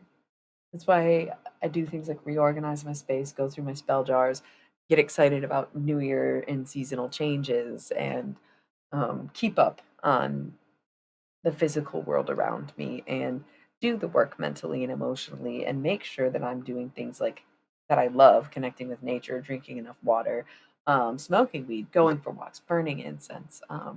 Really, really having a clean space is important to me. Um, and still being creative, still painting and drawing and finding time to be imagining, right? And I think that anybody who uses social media does some scrolling. And honestly, I used to keep track of my activity and how much I was on things like Instagram, but lately it's just like it doesn't work. It just says zero, and it's like, no, I was on here, but thanks, guys. So I don't bother checking anymore. Um, but I find that I can pretty much limit myself scrolling or understand why I'm doing it. At least like, oh, I'm having cramps right now. I'm just gonna lay here and stare at my phone versus all right, I actually feel fine. I need to put this down and go do something, right? So what I allow myself to do varies from day to day as well, where I seriously, I will be like overly productive to avoid doing something that I enjoy doing. And that's where, once more, it just is screaming self sabotage. It is screaming self sabotage. And it's like really annoying. And then I thought maybe falling in love really is a crutch for me, especially as a writer. Like I need a muse or inspiration. But then I think about all these times where like, nope, didn't really have that. I was it. For like it was just me. I was enough. I mean, there would be people that could inspire story here and there or poem or, whatever made me pine for something, right? Like those things happen and there's been obsessions or, when I was again, I did not understand PMDD and we go from like ovulating and really liking somebody to like extreme suicidal depression and dysphoria the next week. That is very confusing. So it seems like back and forth, obsessing, blah blah blah, and it's like I just couldn't actually handle my hormonal cycle because I didn't know it existed in the way that it does.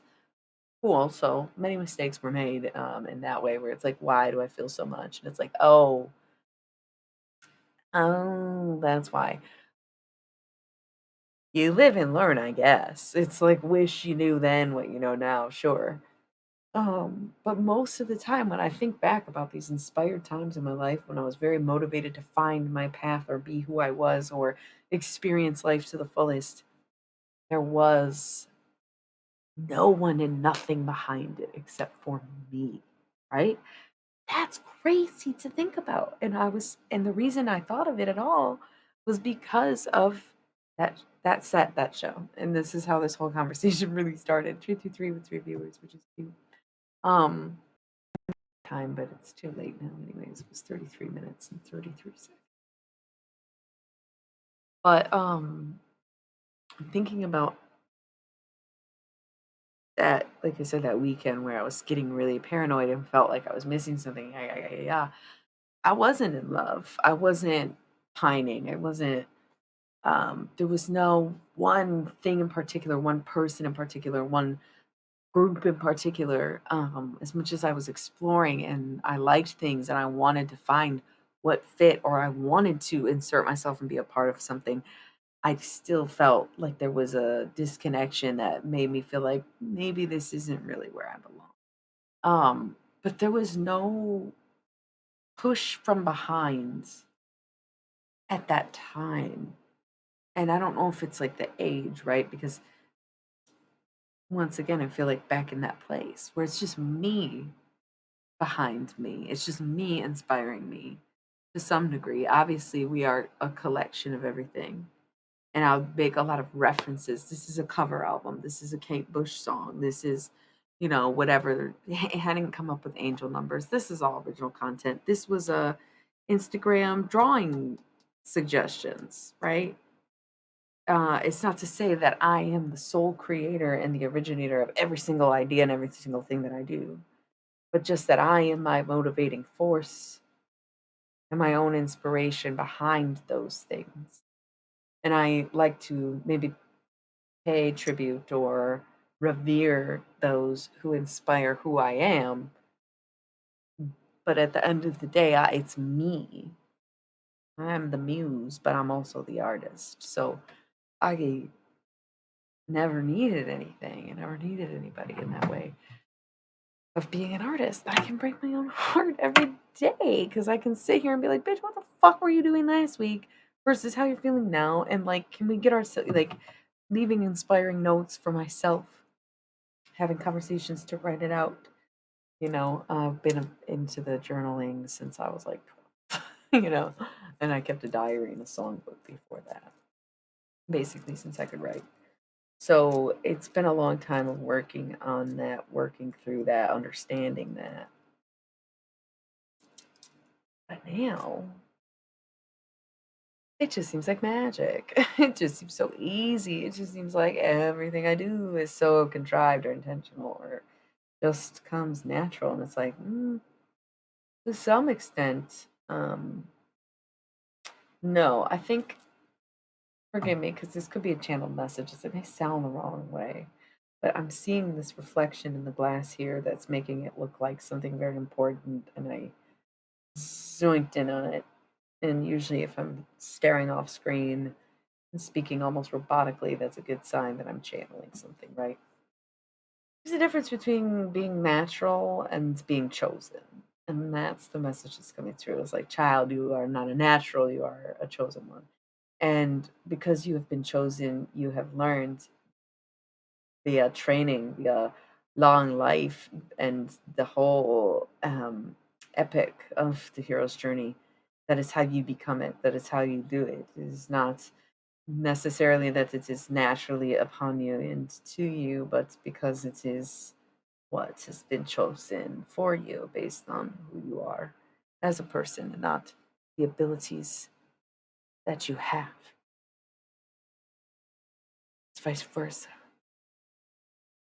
That's really beautiful. There's a really beautiful energy. It's like channeled energy. I've got like 8 minutes till my next ad break. I can't believe this is probably the most fluent and longest running conversation I've had with myself on stream. Usually, if it's this slow, I end it around an hour, or I eventually people come in and talk after 20, 30, 40 minutes sometimes. This is the longest I've gone talking to myself. Once again, thank you, lurkers. If I didn't have your company, like I wouldn't be doing it, but it's like very bizarre that I'm pretty or I'm kind of just carrying on a conversation. I guess I could do a one man podcast, but maybe with notes. I wouldn't want to write a script by any means. That seems weird. It's a podcast, isn't it? Just talking. I don't know. But my web series, let's fucking go. I fucking loved that shit, dude. That's so funny. Stone current events from the past. Yeah, that's great. It's on my website. You know what? Next time this happens, I'm gonna get ahead of the game. Next time there's no one in the chat, I'm gonna fill it up myself. Part of the reason I don't is because like nobody gets to see this like beautiful moonscape star thing background. I think it's really cute.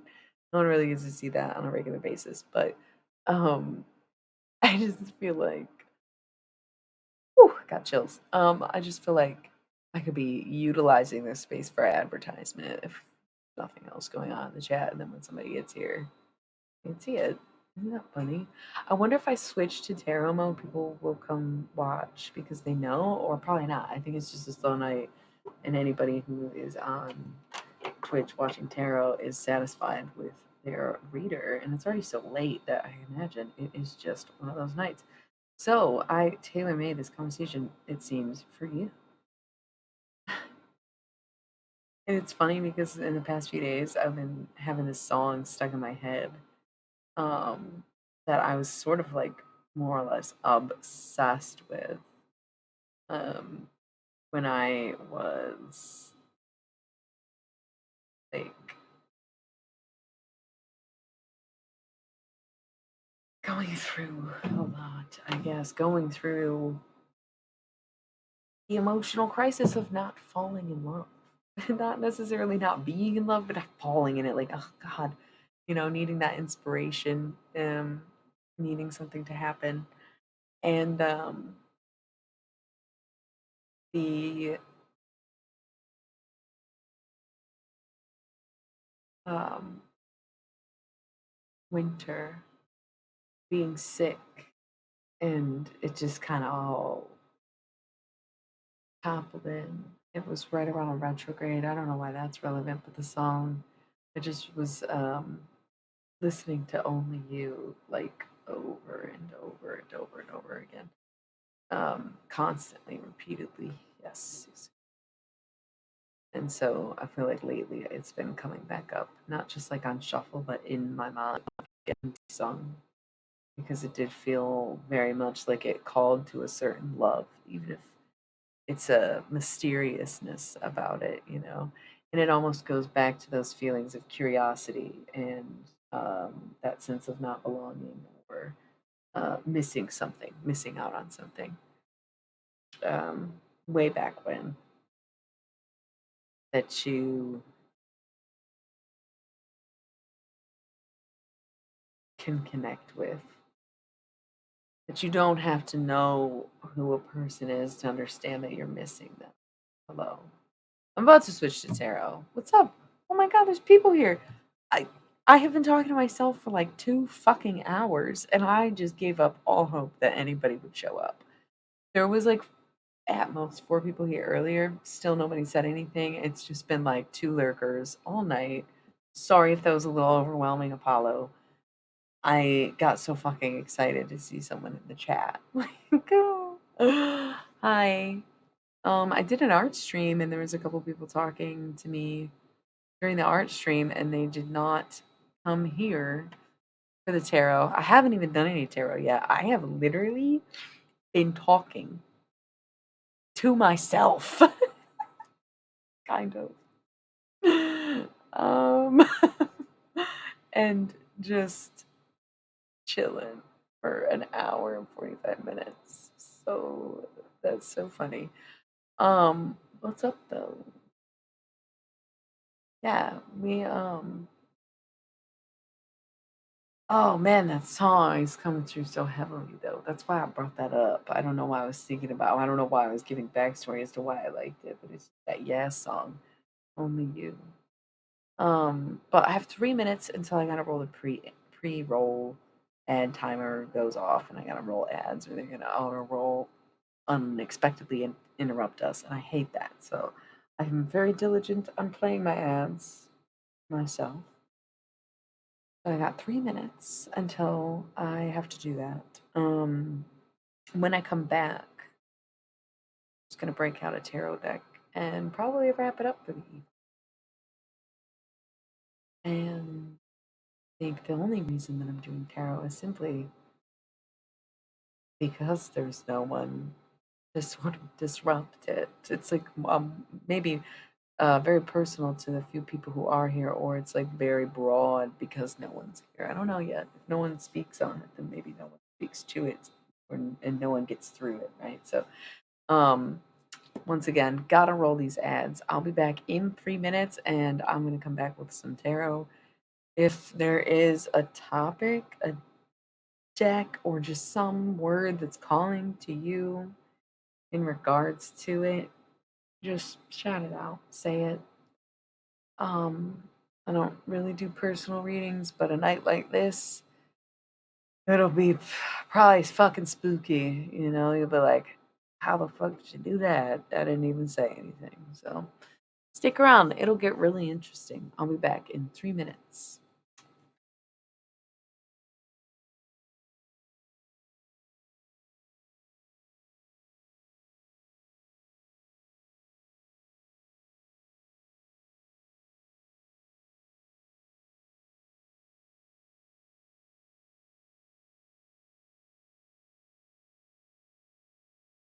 And for all my subscribers or people who have ad blockers, a little behind the scenes, let's get ready because guess what? Right now, in some time zone somewhere, it's 4:20. So a little behind the scenes bong rip for all of my, yeah.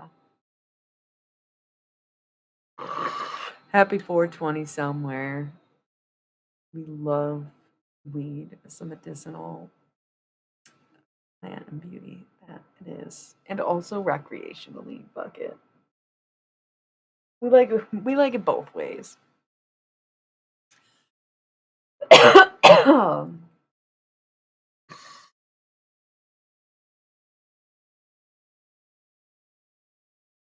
Looking from a window above, like a story of love. Can you hear me? Taking back only yesterday, moving further away. Want you near me. All I needed was to love you, hey. All I needed for another day, and all I ever knew, only you. This is gonna take a long time, and I wonder what's right. Can't take no more. Listen to the words that you say, it's getting harder to stay behind a closed door. All I needed was the love you gave. All I needed for another day. And all I ever knew, only you.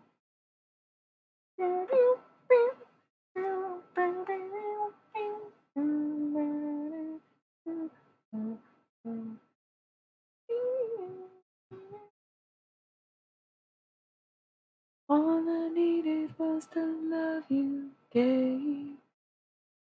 All I needed for another day. And all I ever knew, only you. Perfect. Back from the ad break. If you're not already a subscriber, get an ad blocker. Just kidding. You should subscribe to my channel, obviously. I would never recommend you try to work your way out of something like that. What? I would not. I would not. Okay. So anyways, no tarot requests. Just bong rips and vibes. Just kidding. I said I would do some tarot. Basically, on my channel, when you see the pink box, we're in chat mode. Whether it's chatting in tarot or chatting in art, it's chat mode when the box is pink. Once the box is turquoise, it means that I'm in tarot mode or I have cards on the table, which right now I do not have cards on the table, but we are in tarot mode because I am wrapping it up for the evening as it has been very quiet. And it's pretty late in the early midnight morning. So I kind of just feel like pull some cards and go. This part, I feel, even if no one talks, it's actually better that way in a sense or to some degree. But whether or not anybody sees it is an entirely other thing. Deck.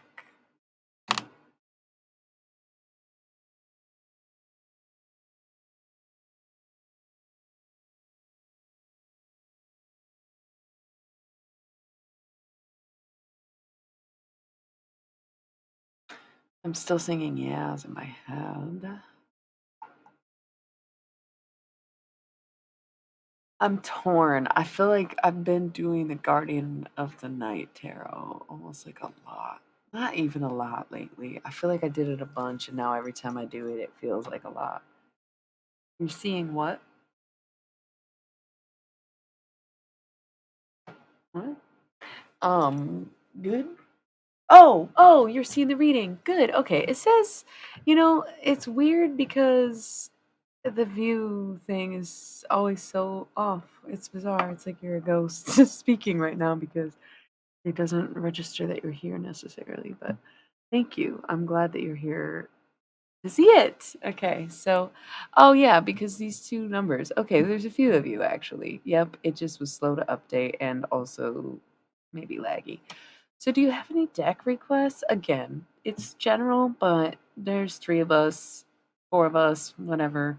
It's gonna feel really personal. So, I was leaning towards the Guardian of the Night tarot or the pink deck, which would be like soulmate and love readings. For some reason, those were like the two that were like do that, and I think it's because I was singing that damn song, or because somebody else wants that.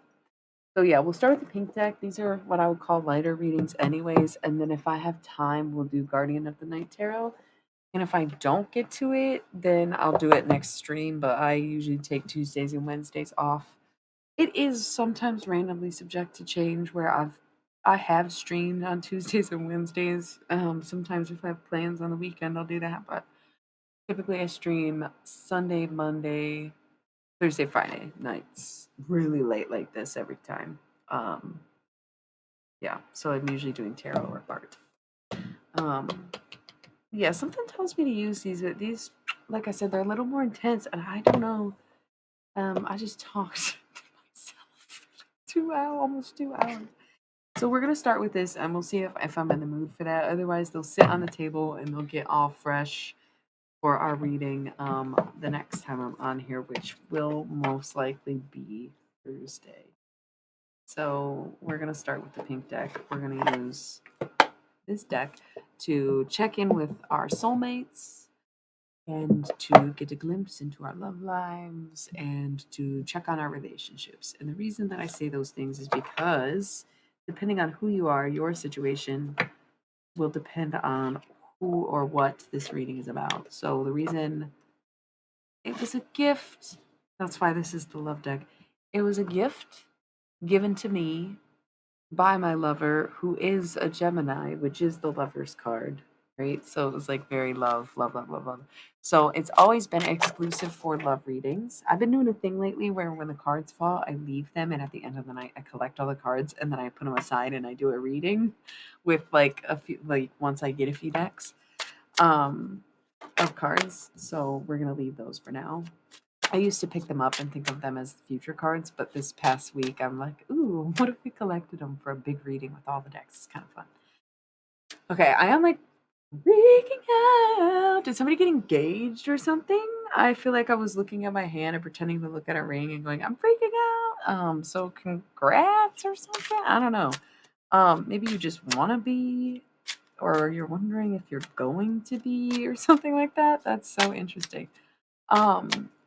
But this deck has always been reserved for love readings because it or was a gift from a lover by a lover, you know. Um, but it has since evolved into being not just for like romantic relationships in love, but also soulmate connections, which I think can very much extend to certain family members or friends or even like coworkers or otherwise life partners, people you get along with really well and spend a lot of time with. So if you are like, well, I'm not in a relationship, I don't have a romantic connection, then maybe this is about your favorite cousin. Maybe this is about your absolute bestie that you've known since you were 5. Maybe this is about your coworker who you hope you get to retire with, right? Like the people who hold your hand in life and walk beside you through everything, right? The person you call when you're in crisis, not the person who puts you in crisis. Because if they put you in crisis, they're probably a karmic. Not all karmics are bad. Sometimes karmic relationships are like, oh no, we live long distance, or you're getting shipped off to sea, or you die suddenly, or something. You know, like karmic connections don't have to be negative, but if it's negative, it's karmic. Does that make sense? That's reserved for the demon oracle, which was once just anything you associate with hell, like labor and money. And the reason that happened is because my mystery deck, which I typically use for channel messages with gods, goddesses, guides, and galactics, became my twin flame readings. And I know that sounds really strange because, like, I am not the type who would do a twin flame reading in the way that you would see it online in other reads that are like, oh my god, this romantic connection is so back and forth and horrible. A lot of times they're describing karmics. You would never fuck your twin flame and then leave them. You know what I'm saying? You never like full on be in a relationship with your twin flame and break up. Like that is a clear indication that it's karmic if it's something you go back to. Twin flames might know each other, but they never link up. They're like they literally move like this. You know, like towards and then away and then back again, you know, like they don't do this. They don't do, you know, this. So twin flame connections are very far and few between, and part of the reason that they are is in turn because they are these insanely rare and kind of epically proportioned guided through the universe cosmic connections of biblical proportions. That's why the aliens were like, these are, you do twin flame readings now. And I'm like, the fuck I don't. And they're like, you do. And I'm like, why though? And they're like, because you said that this was the deck for that. And I'm like, what? What does that have to do with anything? And they're like, dude, what do you think that is? Like, what do you think those are? It's like you innately remember each other from a different fucking planet, from a different galaxy, from a different dimension, a different time zone, a timeline. Like, twin flame is almost like sci-fi. And that's why some people will probably tell you that they don't exist and that they don't believe in them or it's not true or have a weird perception surrounding it, or why it's so easy to interpret a karmic relationship because you want to sell people on the idea that their twin flame exists, right? This ain't no MGK shit. That is karmic all over it. Karmic written all over it. That's not a fuck. Hell no. Hell no. That's sad. No, no, no. No.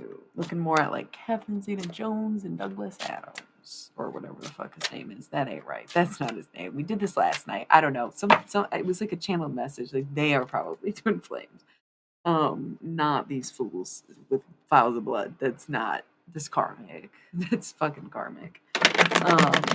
Although it can definitely be sacred. Santeria's sacred practice, you know.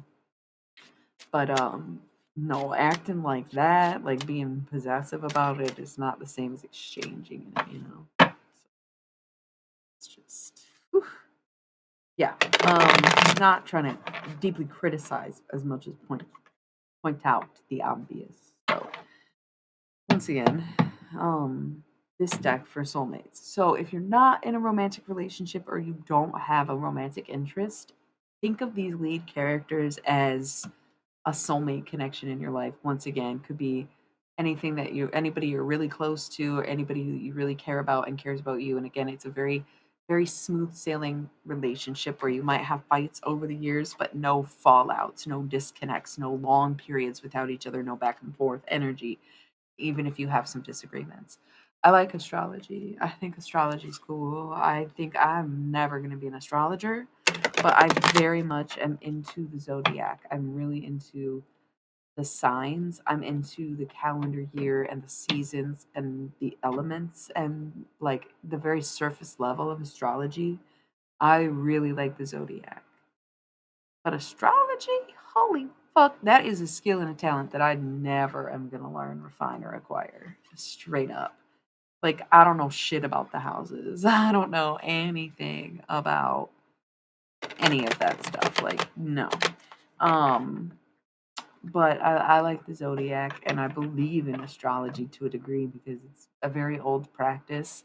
And I think it's downright ignorant, if not just straight up rude, to just discredit astrology like it's not older than you and all of your known religions that you have practiced, studied, or wanted to. You know, yeah. Like I know tarot really well, but that's why I got into the zodiac. Well, no, I think yeah, it is. It is the reason I started paying attention to the zodiac signs was because I got into tarot, and I needed to have a better understanding and be able to connect to people's energy and know which card meant what based on that. There's something in my ear. It's like ringing really fucking hard right now. Like I don't know what that's about. Like something went off just now. Um, it was almost painful, but I would say you're having a realization.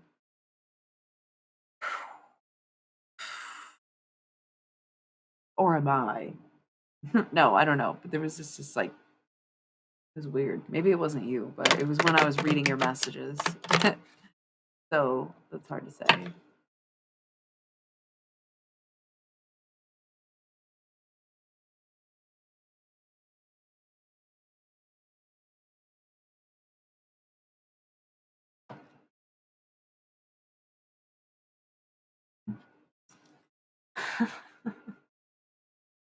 Okay, anyways, I have a bunch of cards on the table, so I'm going to stop shuffling and I'm going to read them. Once again, soulmates can be maybe some some, whatever. They can be anybody. Good relationships, good smooth sailing relationships, people you know for a long time. Those are your soulmates. Or relationships that you're in that is going well when you're in love, either or. Okay. You don't have to be with your soulmate for this to be about your current relationship necessarily, but like just trust the narrative or whatever you think or whatever pops in your head. Or if you don't really listen to what I'm saying, but then you're thinking about someone and then you kind of like tune into what I'm saying, then you know that's a message about them, right? So feel free to tune in and out. Feel free to just browse around, click off, click on, do what you got to do. But it is a general reading, right? So you don't have to be too intent. You won't miss anything. You'll never miss anything on my stream, right? You'll never miss your turn. You'll never miss your message. It's literally, it's here for when you're here, for when you need it. 2222 with 4 views. Nope, somebody left. Somebody didn't like that.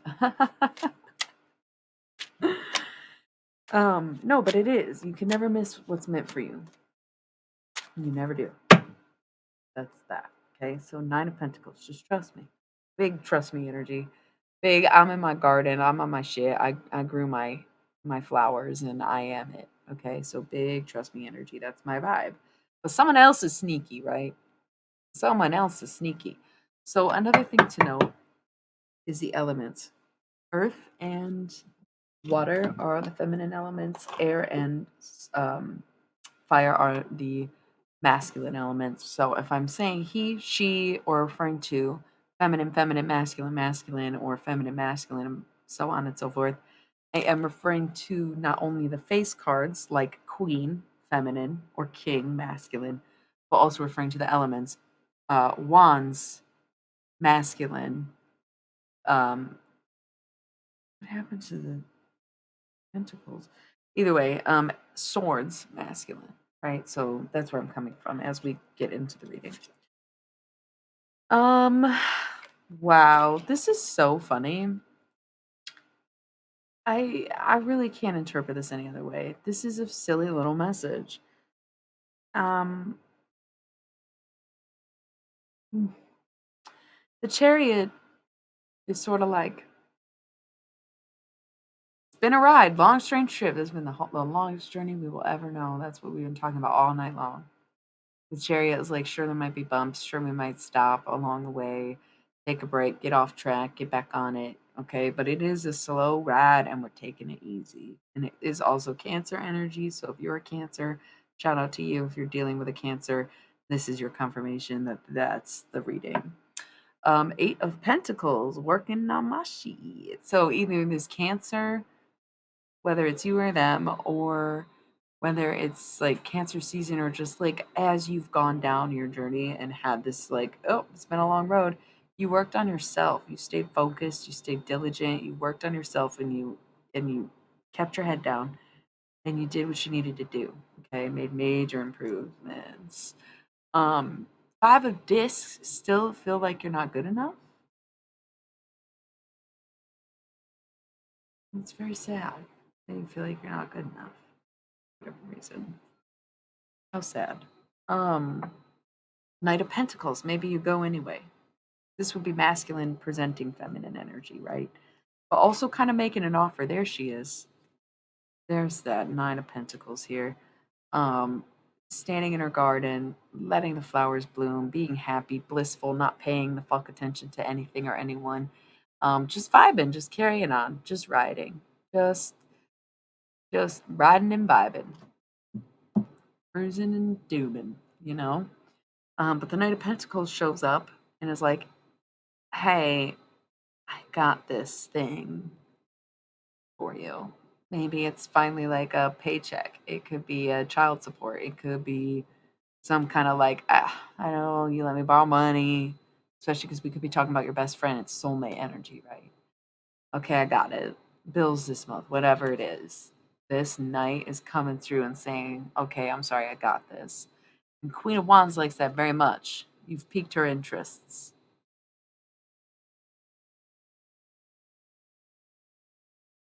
Sometimes forgiveness is that easy. As long as it's very obvious that you've made improvements and you come in offering something um, under the guise that it is all you have to offer. Look, Queen of Pentacles right there. When I card over, she takes it. Hangman, that's dedication. Okay, so why are you letting it keep you up at night? Why was there so much talk? So much talk. So much talk. I dropped it. Fuck it. Five of Swords, still nothing. No resolution, no resolve. Right? Even when you stop talking about it, stop thinking about it, it doesn't go away. Okay, Ace of Cups. So you have to change your perspective on what it is exactly. Um, and even though you're feeling very emotionally guarded, Knight of Pentacles, Queen of Pentacles. Coming in with an offer, but afraid they won't accept. But like if you've shown up as the knight and queen, that's a good thing. So like where is the disconnect? What's going on there, right? They had their backs turned to each other.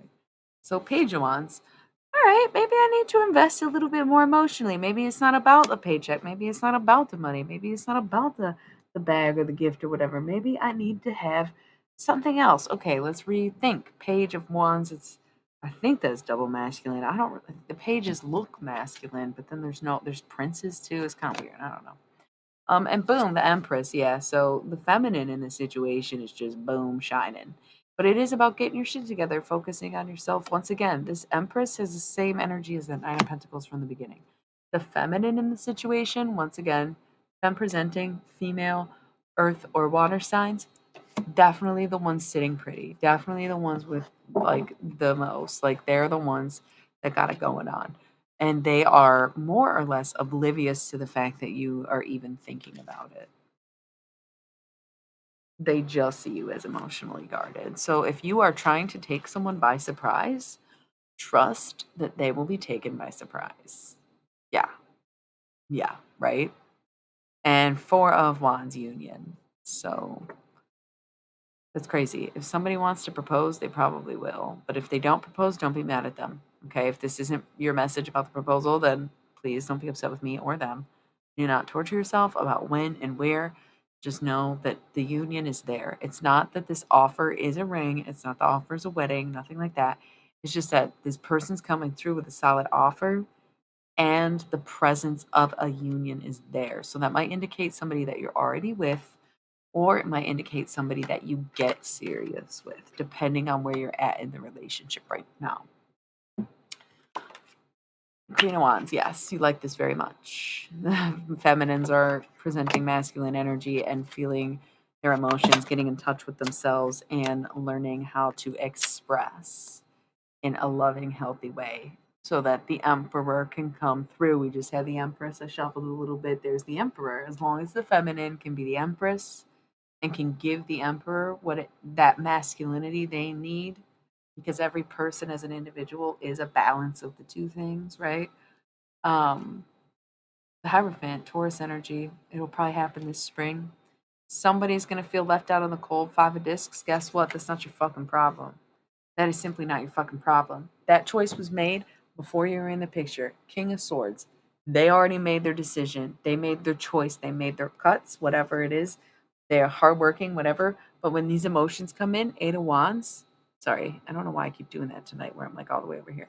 Eight of Wands, when the emotions come in, it's going to take all the strength you have to keep going. Eight of Discs, Pentacles, working on yourself, okay? So you might even it could be a Leo, like feelings from a Leo or expression from a Leo or to a Leo. It could also be that you find out that someone else is engaged. So it might be like your ex is engaged or like got into a relationship and you find out the hard way, which is like through the grapevine instead of a friend telling you. It comes from like online or outside source.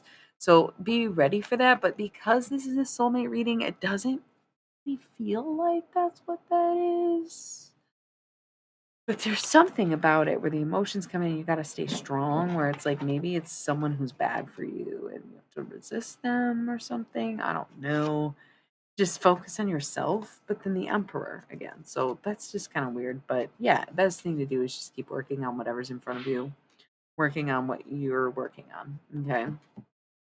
Over here, I have the Two of Swords, which is basically justice, peace, whatever. Trying to be as fair as possible, but also death, Scorpio. So this might be a breakup because it's like an X, when where the emotions coming in, maybe there's a breakup before it comes to something new or something. So there's like an X involved. It could be a Scorpio. But it could just be the end of something. And the Two of Swords being an actual X is what makes me think that there's like an X involved. Um, but it could be rekindling something with an X too. Like that's what's happening in front of you or behind you or with you. I don't know. Maybe you're connecting with your ex. I really can't. I don't know.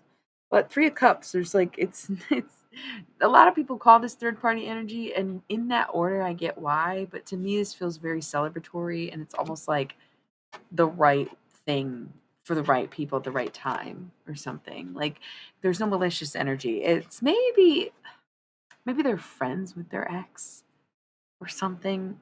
Yeah, like Knight of Pentacles, like they come offer you something, but the catch is like Hanged Man, they're still attached to this other person. It keeps them up at night because they wanted to come tell you sooner, but they try to be honest or go with how they felt or something.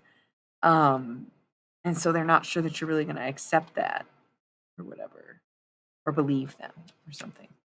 Hermit, Virgo energy. I don't know. So Page of Swords, interruption. Um,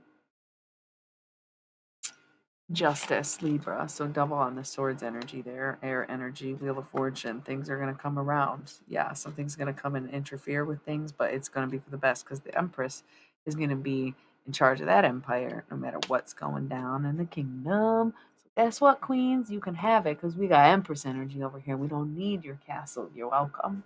Keep it. Nobody cares, That's the Empress, you know? Got the empire no matter what. The high priestess. You know it, I know it, we all know it. That's what that is. It's not about having confidence, it's about knowing your fucking position. It's not even about worth. We're all worth something. We all deserve good things, but it's about knowing your role, purpose, your path, your position. Okay? Because everybody's got a job to do in this life. You know yours, you know who you are, you know where you belong, you know what it is, right? And the Hierophant. Boom, boom, boom, boom, boom. Big Taurus energy too. Love to see it. Could also be unfolding in Taurus season, but the Hierophant is technically the Taurus card, but the Empress is unanimously the Taurus card. The High Priestess sometimes is associated with like Pisces energy, but that kind of all knowingness. A lot of tarot readers end up being Tauruses. Pay attention next time you're watching one. I am. Anyway, big Taurus energy. Grounded, stable, feminine, in charge, loving it. Literally just like open to everything. This is too big of a pile, so I'm gonna put this. This is like, yeah, this is too much. But this, the World, Five of Wands, and the Magician. Everything starts working out the second you resolve your own feelings, because then you're able to bring in new things or feelings, or even going on new things, or basically like, okay, so the World is things working out. The Five of Wands is a bit of emotional turmoil in the sense that it's very chaotic, but also not a lot going on, unfocused. And so when you bring it back, or when you clear out that energy, is when you bring in the Magician, which is about manifesting. As above, so below. You know? Man, there's a lot of cards. I don't want to do all these. I think this is sneaky. Something sneaky. Seven of Swords. Who's being sneaky? Who's being fucking sneaky? The Sun? Hey, what's done in the dark will come to light. What is done in the dark will come to light. King of Pentacles. You sit pretty now, but all of a sudden, Three of Swords, heartbreak. Broke your own. Nine of Swords keeps you up all night long. Mistakes you made. Boo fucking who. Queen of Cups. Shouldn't have drained you. I don't know. Right? Queen of Cups represents very much the mother, the family, the matriarch. Very compassionate, nurturing, all about perspective shifting. I don't know. There's four people here. So Once you work out all these feelings, the devil, if you're a Capricorn, it's you, that's for sure. The devil, once you work out these addictions, these vices, whatever it is, it'll start to get better. That's actually, if you go to the beginning of the stream, that's what this very much is about. Um, the ease in fighting addictions, but also a little tough love sprinkled in there. Gotta be honest. Get a little tough in the mouth, especially when I'm about to bleed out. It's just a thing. But yeah, emotions coming in. Big confession. That was what was weird. Earlier we got the sneaky energy 7 of Swords, but it was with like the union or whatever, and it was like, what the fuck? Someone's like keeping feelings from you, but they're being like really weirdly secretive about it. It's very strange. Um okay, yeah, it keeps them up at night the way they feel. There's just these are messy cards. King of Wands and Four of Pentacles. Afraid to walk away from what they have. Afraid to walk away from what they have, even though this is not a happy man. Looking possessive, controlling, selfish. It's mine, mine, mine, mine, mine. He's ready to go out there and chase his dreams, follow his passions, his fire, blah, blah, blah, blah, blah. Is it worth leaving it all behind? Probably. You don't seem all that happy, right? Queen of Cups, all about perspective. Hangman. Dedication or martyrism? Loyalty or deathly? Like the devil. It could be an addiction thing where you're like with someone and you're like, but I love them, but they're like addicted to drugs. And you're like, you gotta go. You can't just do that. Like, you can't just be around someone who's like addicted to drugs if you're like not into that. Or like, but I love them and you're not using, but they're using, like something weird, like crazy like that. Knight of Swords. You need to cut that shit off immediately or get them some help. Like, period. Okay? Knight of Wands. Go with your gut. 9 of Cups. Protect your shit. This isn't the same kind of it's mine energy. This is, hey, I'm happy and I'm gonna protect it. I'm sitting here in front of it. I'm guarding it. Yeah, Page of Wands. This isn't emotionally fulfilling anymore. Probably because they are lost in the sauce. So King of Wands, it's time to step up. Look, he's ready to take action. He's ready to spring forward. Magician. Time to go. Time to manifest something new. Because again, soulmates, it could be a temporary separation. They might really get their shit together. Queen of Pentacles, they have it in them to do that, to do better, to do right. But right now, they're not. So you need to take space so they know it's real. Right? Yeah. They're like, oh, I got bad again. Damn. Okay, okay, okay. Okay. And then you give them time to whatever. 7 of Wands in reverse. Yeah, somebody's avoiding the work. Somebody doesn't want to work through stuff. Page of Cups, they want to have the same old perspective and think that's going to fly. Oh, I'm sad. Oh, I'm depressed. Oh, I just am an alcoholic. Oh, no, no, no, Queenie, no. Queen of Swords, no more accepting that. Cut it off. Cut it off. No more. Temperance, sobriety or bust. Temperance is literally taking breaks and being sober. It's also the Sagittarius card, where it's like, I'm sorry, I can't. No more. Right? So a couple face down cards could go either way. 10 of Discs and 7 of Discs in the same direction, just not in the upright. So this is like really like getting a lot out of this and also maintaining it. But that's only if they get it in the first place. Because when it's on its side, it can be in the reverse and be the opposite, be without, or it can be in the upright and be what it is, what it's meant to be. So if it's on its side, it has the potential to be either, but like that means you might lose it. So when you do get something out of it, you maintain it, but if you don't get anything, then you're just struggling. 6 of Discs, Page of Pentacles. You got mouths to feed and no food. Mouths to feed and no food. Maybe somebody coming in and asking for more from you, something like that. Knight of Wands in reverse. Well, now you definitely can't go after what you really want. Now you definitely is out of the question because you don't got time. You got all these people, blah, blah, blah. And you feel like face down was this card in reverse, 8 of Cups. You feel like you can't walk away. It's like, so what's keeping you to this situation is you feel like you can't walk away. It's not that you don't want to, it's that you feel like you can't. And why? Judgment in reverse, okay? There's no judgment. Judgment's in reverse. You think people will judge you, you think people will hold you back or make you feel bad or feel guilty, but they can see it already. Okay? They can already see it. There's no judgment. They're like, hey, listen, we get it. We know that you care about them, but we understand why you had to do this, and we're gonna love them too. But we also got to keep our distance from them, like that kind of thing. Okay. Into a cups. This is the opportunity, or the opening, or the realization, or recognition of love. However it fits for you. Okay. So you're surrendering someone two, right? 4 people. You're surrendering someone to their addiction. You're giving up. You're enabling. You are yeah. And you're doing it so you can manifest something else, basically. You don't realize how much that someone else's problems. Look, two. You don't realize how much someone else's problem is holding you back and how it's preventing you from having the life that you actually want or that you've worked for and already manifested.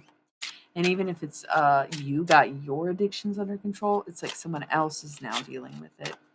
Or if you're feeling someone distancing yourself, that's why.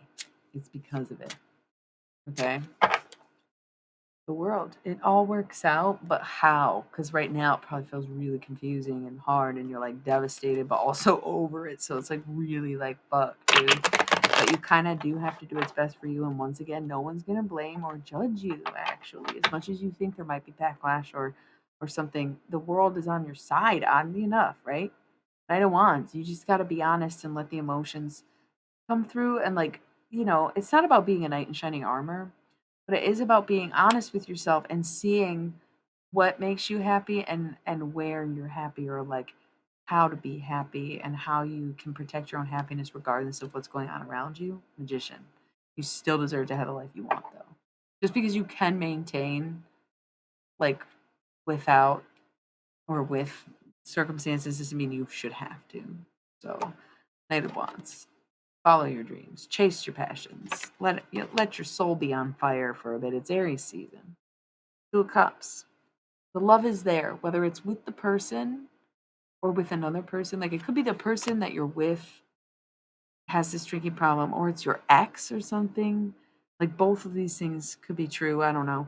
And so you like let them go because you love them, or you let them go because you love someone else. But either way, there's a lot going on there, and it does feel like kind of like different directions to go in, kind of, but for the right reasons. For the right reasons, you know, if that makes sense. And like things just working out for you, anyways. Wouldn't really understand how else to explain that. Okay. Um, Four of Cups, not accepting any offers at this time. You're over it. You don't want anything. You know it works out, and yet you don't want this to, you're saying no. In order to make things work out, you're saying no to things in the short term, in the interim, because you know that your happiness, your 10 of Cups is there. So why would you take a 4 of Cups? No, no. Thank you, Seraphine. Why would you take a 4 of Cups when you know you get the 10 of Cups? That makes no sense. We have some cards that are face down and on its side here. And then they wanted me to pick these up, the High Priestess and the 6 of Pentacles. You know you got mouths to feed, but you know that you need to protect your energy.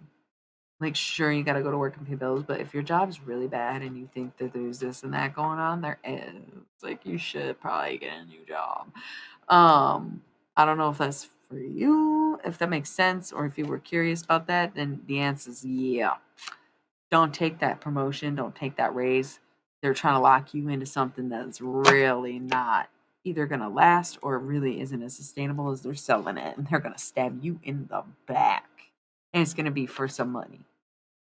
The fortune. So don't take it. They want to shoulder blame on you, especially if you live in a corporate world, if you work in a corporate world, but no, if you live in breathe this sort of energy of like like you live in the downtown district type shit. Like don't take the offer. Okay, move on. Go somewhere else. Your credentials are way too high, and there's a reason they are highballing you rather than lowballing you. Not a good sign, actually. The high priestess, you know, it's not a good sign. It's a tasty offer, but like, no, they're supposed to lowball you first to see what you're worth or see if you know your worth, and then they follow up with a better offer. That's typically how it works. So if they're highballing you, we'll pay you twice as much as blah, blah, blah. They're hiding something. Scamming. And it might be a legitimate company, but it could be something like stock trading. I don't know. Sorry, this seems like a really specific message, and I'm not trying to put anybody's shit on blast, but that came through really obvious. Don't fucking do it. Don't do it. Queen of Wands in your gut, you know it. You have a feeling, you're right. Okay, moving on. Changing subject. 2 discs right here. Change. The tower, yeah, it'll all come down. Don't worry about it. You don't even have to leave because it'll be gone. And it won't even be that much of a burden to you to carry on. It was like less and less. The further you get away from that, the better off you'll be, quite frankly. And that's amazing. That's going to help you a lot to be done with that. You know, just make sure that you've got something lined up so that you're able to feed the kids and keep a roof over your head and all that shit. Um, these 2 face down cards on its side, the Ace of Wands and the Star. You don't know what's in store yet. You don't know what you're going to get. You don't know if this emotion or offer is going to come through or if you're going to be able to give this to someone else. But the Star is Aquarius. It's also like a surprise or being, you know, your own focus, center of your own attention. And when it's on its side, it can be that or it can be in reverse. Either or, it's just kind of like you don't know yet. It's like you may get it, you may not. You're not sure if you should be more focused on yourself or let go, focus on something else. You're not sure if this is really how you feel or if you should just let it go instead of pursuing it. Like you just do not know at this time. Last card, face down, reveal the Fool. It's a journey and a vibe. Like, go with that feeling. Go with the not knowing. Go with the fact that you're like, yeah, actually, I have no idea what's going on right now. And I kind of fucking like it that way because I'm very happy. And as long as I can protect my shit, hold my own, the Wheel of Fortune will continue to turn. And I will know exactly what decisions need to be made and when. And I'll never let myself be let out in the cold again. Amen. The Fool fell out face down again. So that's really beautiful. I think that was really beautiful. I don't think I'm going to do this other deck tonight. I think we'll save it. I think this was quite enough. Thank y'all for tuning in at the last minute. I appreciate the chat filling up again. Feel free to watch the art stream. It was a little weird. Kind of an aggro combo, it seemed like, but maybe it's a good precursor to this one. And this combo was very much drug related. The devil, no coincidence. Yeah, it's Capricorn, but it's also addictions, lacking self control and shit. So that sounds like you. Watch this stream. Very much a conversation about those things in the long way too. I didn't start tarot till like an hour or 2 in. I don't even anymore, man. It was 2 hours in when I started tarot. So yeah, this deck is done though.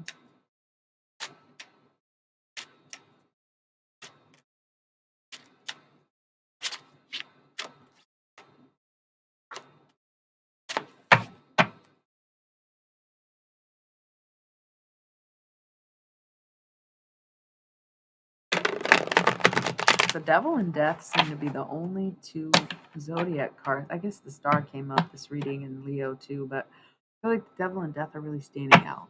Capricorn and Scorpio. So there might be something going on with Capricorn and Scorpio really affected, but I don't know. Queen of Swords, making cuts, making decisions. 3 of Cups, celebrating. Yeah, I'm gonna put this deck away. It's cool though.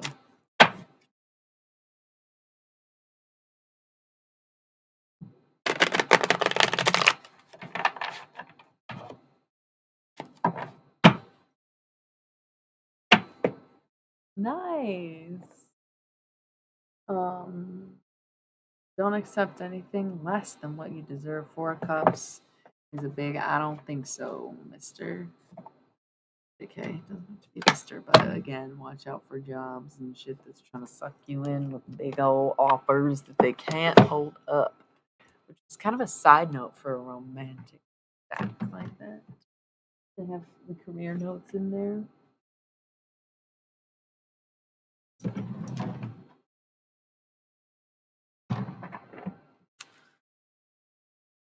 Um, dropped any other cards, but looks clear. So yeah, thanks for tuning in. I feel like I'm just kind of hungry. I don't even know what I would eat right now, but I want to eat it. um, cool. So I'm gonna roll some ads while I clean up my space, and when I come back, I'm probably just ending my stream. But um, why not get the extra few pennies? And also just let people know, I think. Right? So I'll be back in 3 minutes to say goodnight, but this is the end of the road, I think, for the night and the week, kind of. Not the real week, but my week. It's my Friday. I take Tuesdays and Wednesdays off streaming. I'll explain right after this ad break.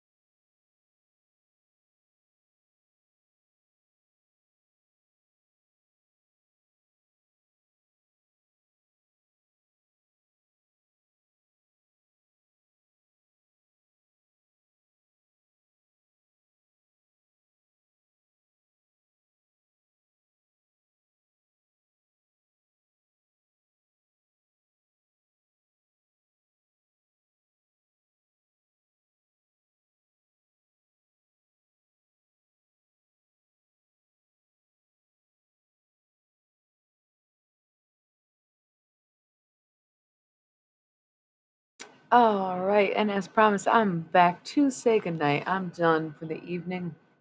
I was streaming some art It was like an hour and a half before this, so I've been streaming for like 4 hours at this point, and I'm calling it. It's pretty early too, or late, as I would say, or some of you may be rising for the day or in evening times in other parts of the world. But either way, I'm done for tonight. So my last stream, and then I take the next 2 days off. Typically, Tuesdays and Wednesdays I'm off. I stream Thursday and Friday. I take Saturday off, and then I stream Sunday, Monday. That's my typical schedule. Sometimes it changes, very rarely, but randomly. If I'm really in the mood to do an extra stream, or if I gotta adjust my days. You can follow me on Instagram if you ever want to know when I'm streaming. I always post it on my story, and then I share my story on Facebook, so you can like follow my Facebook page. It's silly. I don't really use that. But there are ways to find out when I'm streaming, but I never schedule a time because it varies, but it's always going to be late as fuck after 9 p.m. like Pacific time. So we're talking like midnight Eastern Standard. Okay, we are late night around here. It was a bit of a quiet night. I'll admit the conversation during the art streams, but it feels aggro in retrospect. But I don't know. This one probably seemed just as intense. It's probably me, and it's probably not that bad. Or maybe, hopefully, people find humor, um, and also tenderheartedness in it, because it's all about the level in which you care to communicate. Okay. So that being said, I'm on my way. Good night. Good luck. I hope to see you all again. Probably Thursday. What the fuck? Maybe before then. Who knows?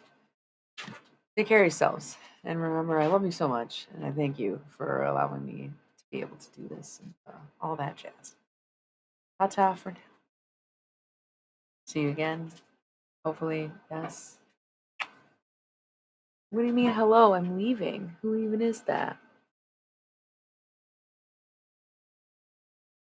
I don't know. You haven't been here too much. Watch the replay. Anyway, I'll be back in a few days. I know. I gotta go though. This is the end. This is the end. I'm hungry. I'm tired. And I've been doing this for over 4 hours. So, love you so much. Watch the replay though. Yeah? Yeah. All right. Good night and good luck. I'll see you next time.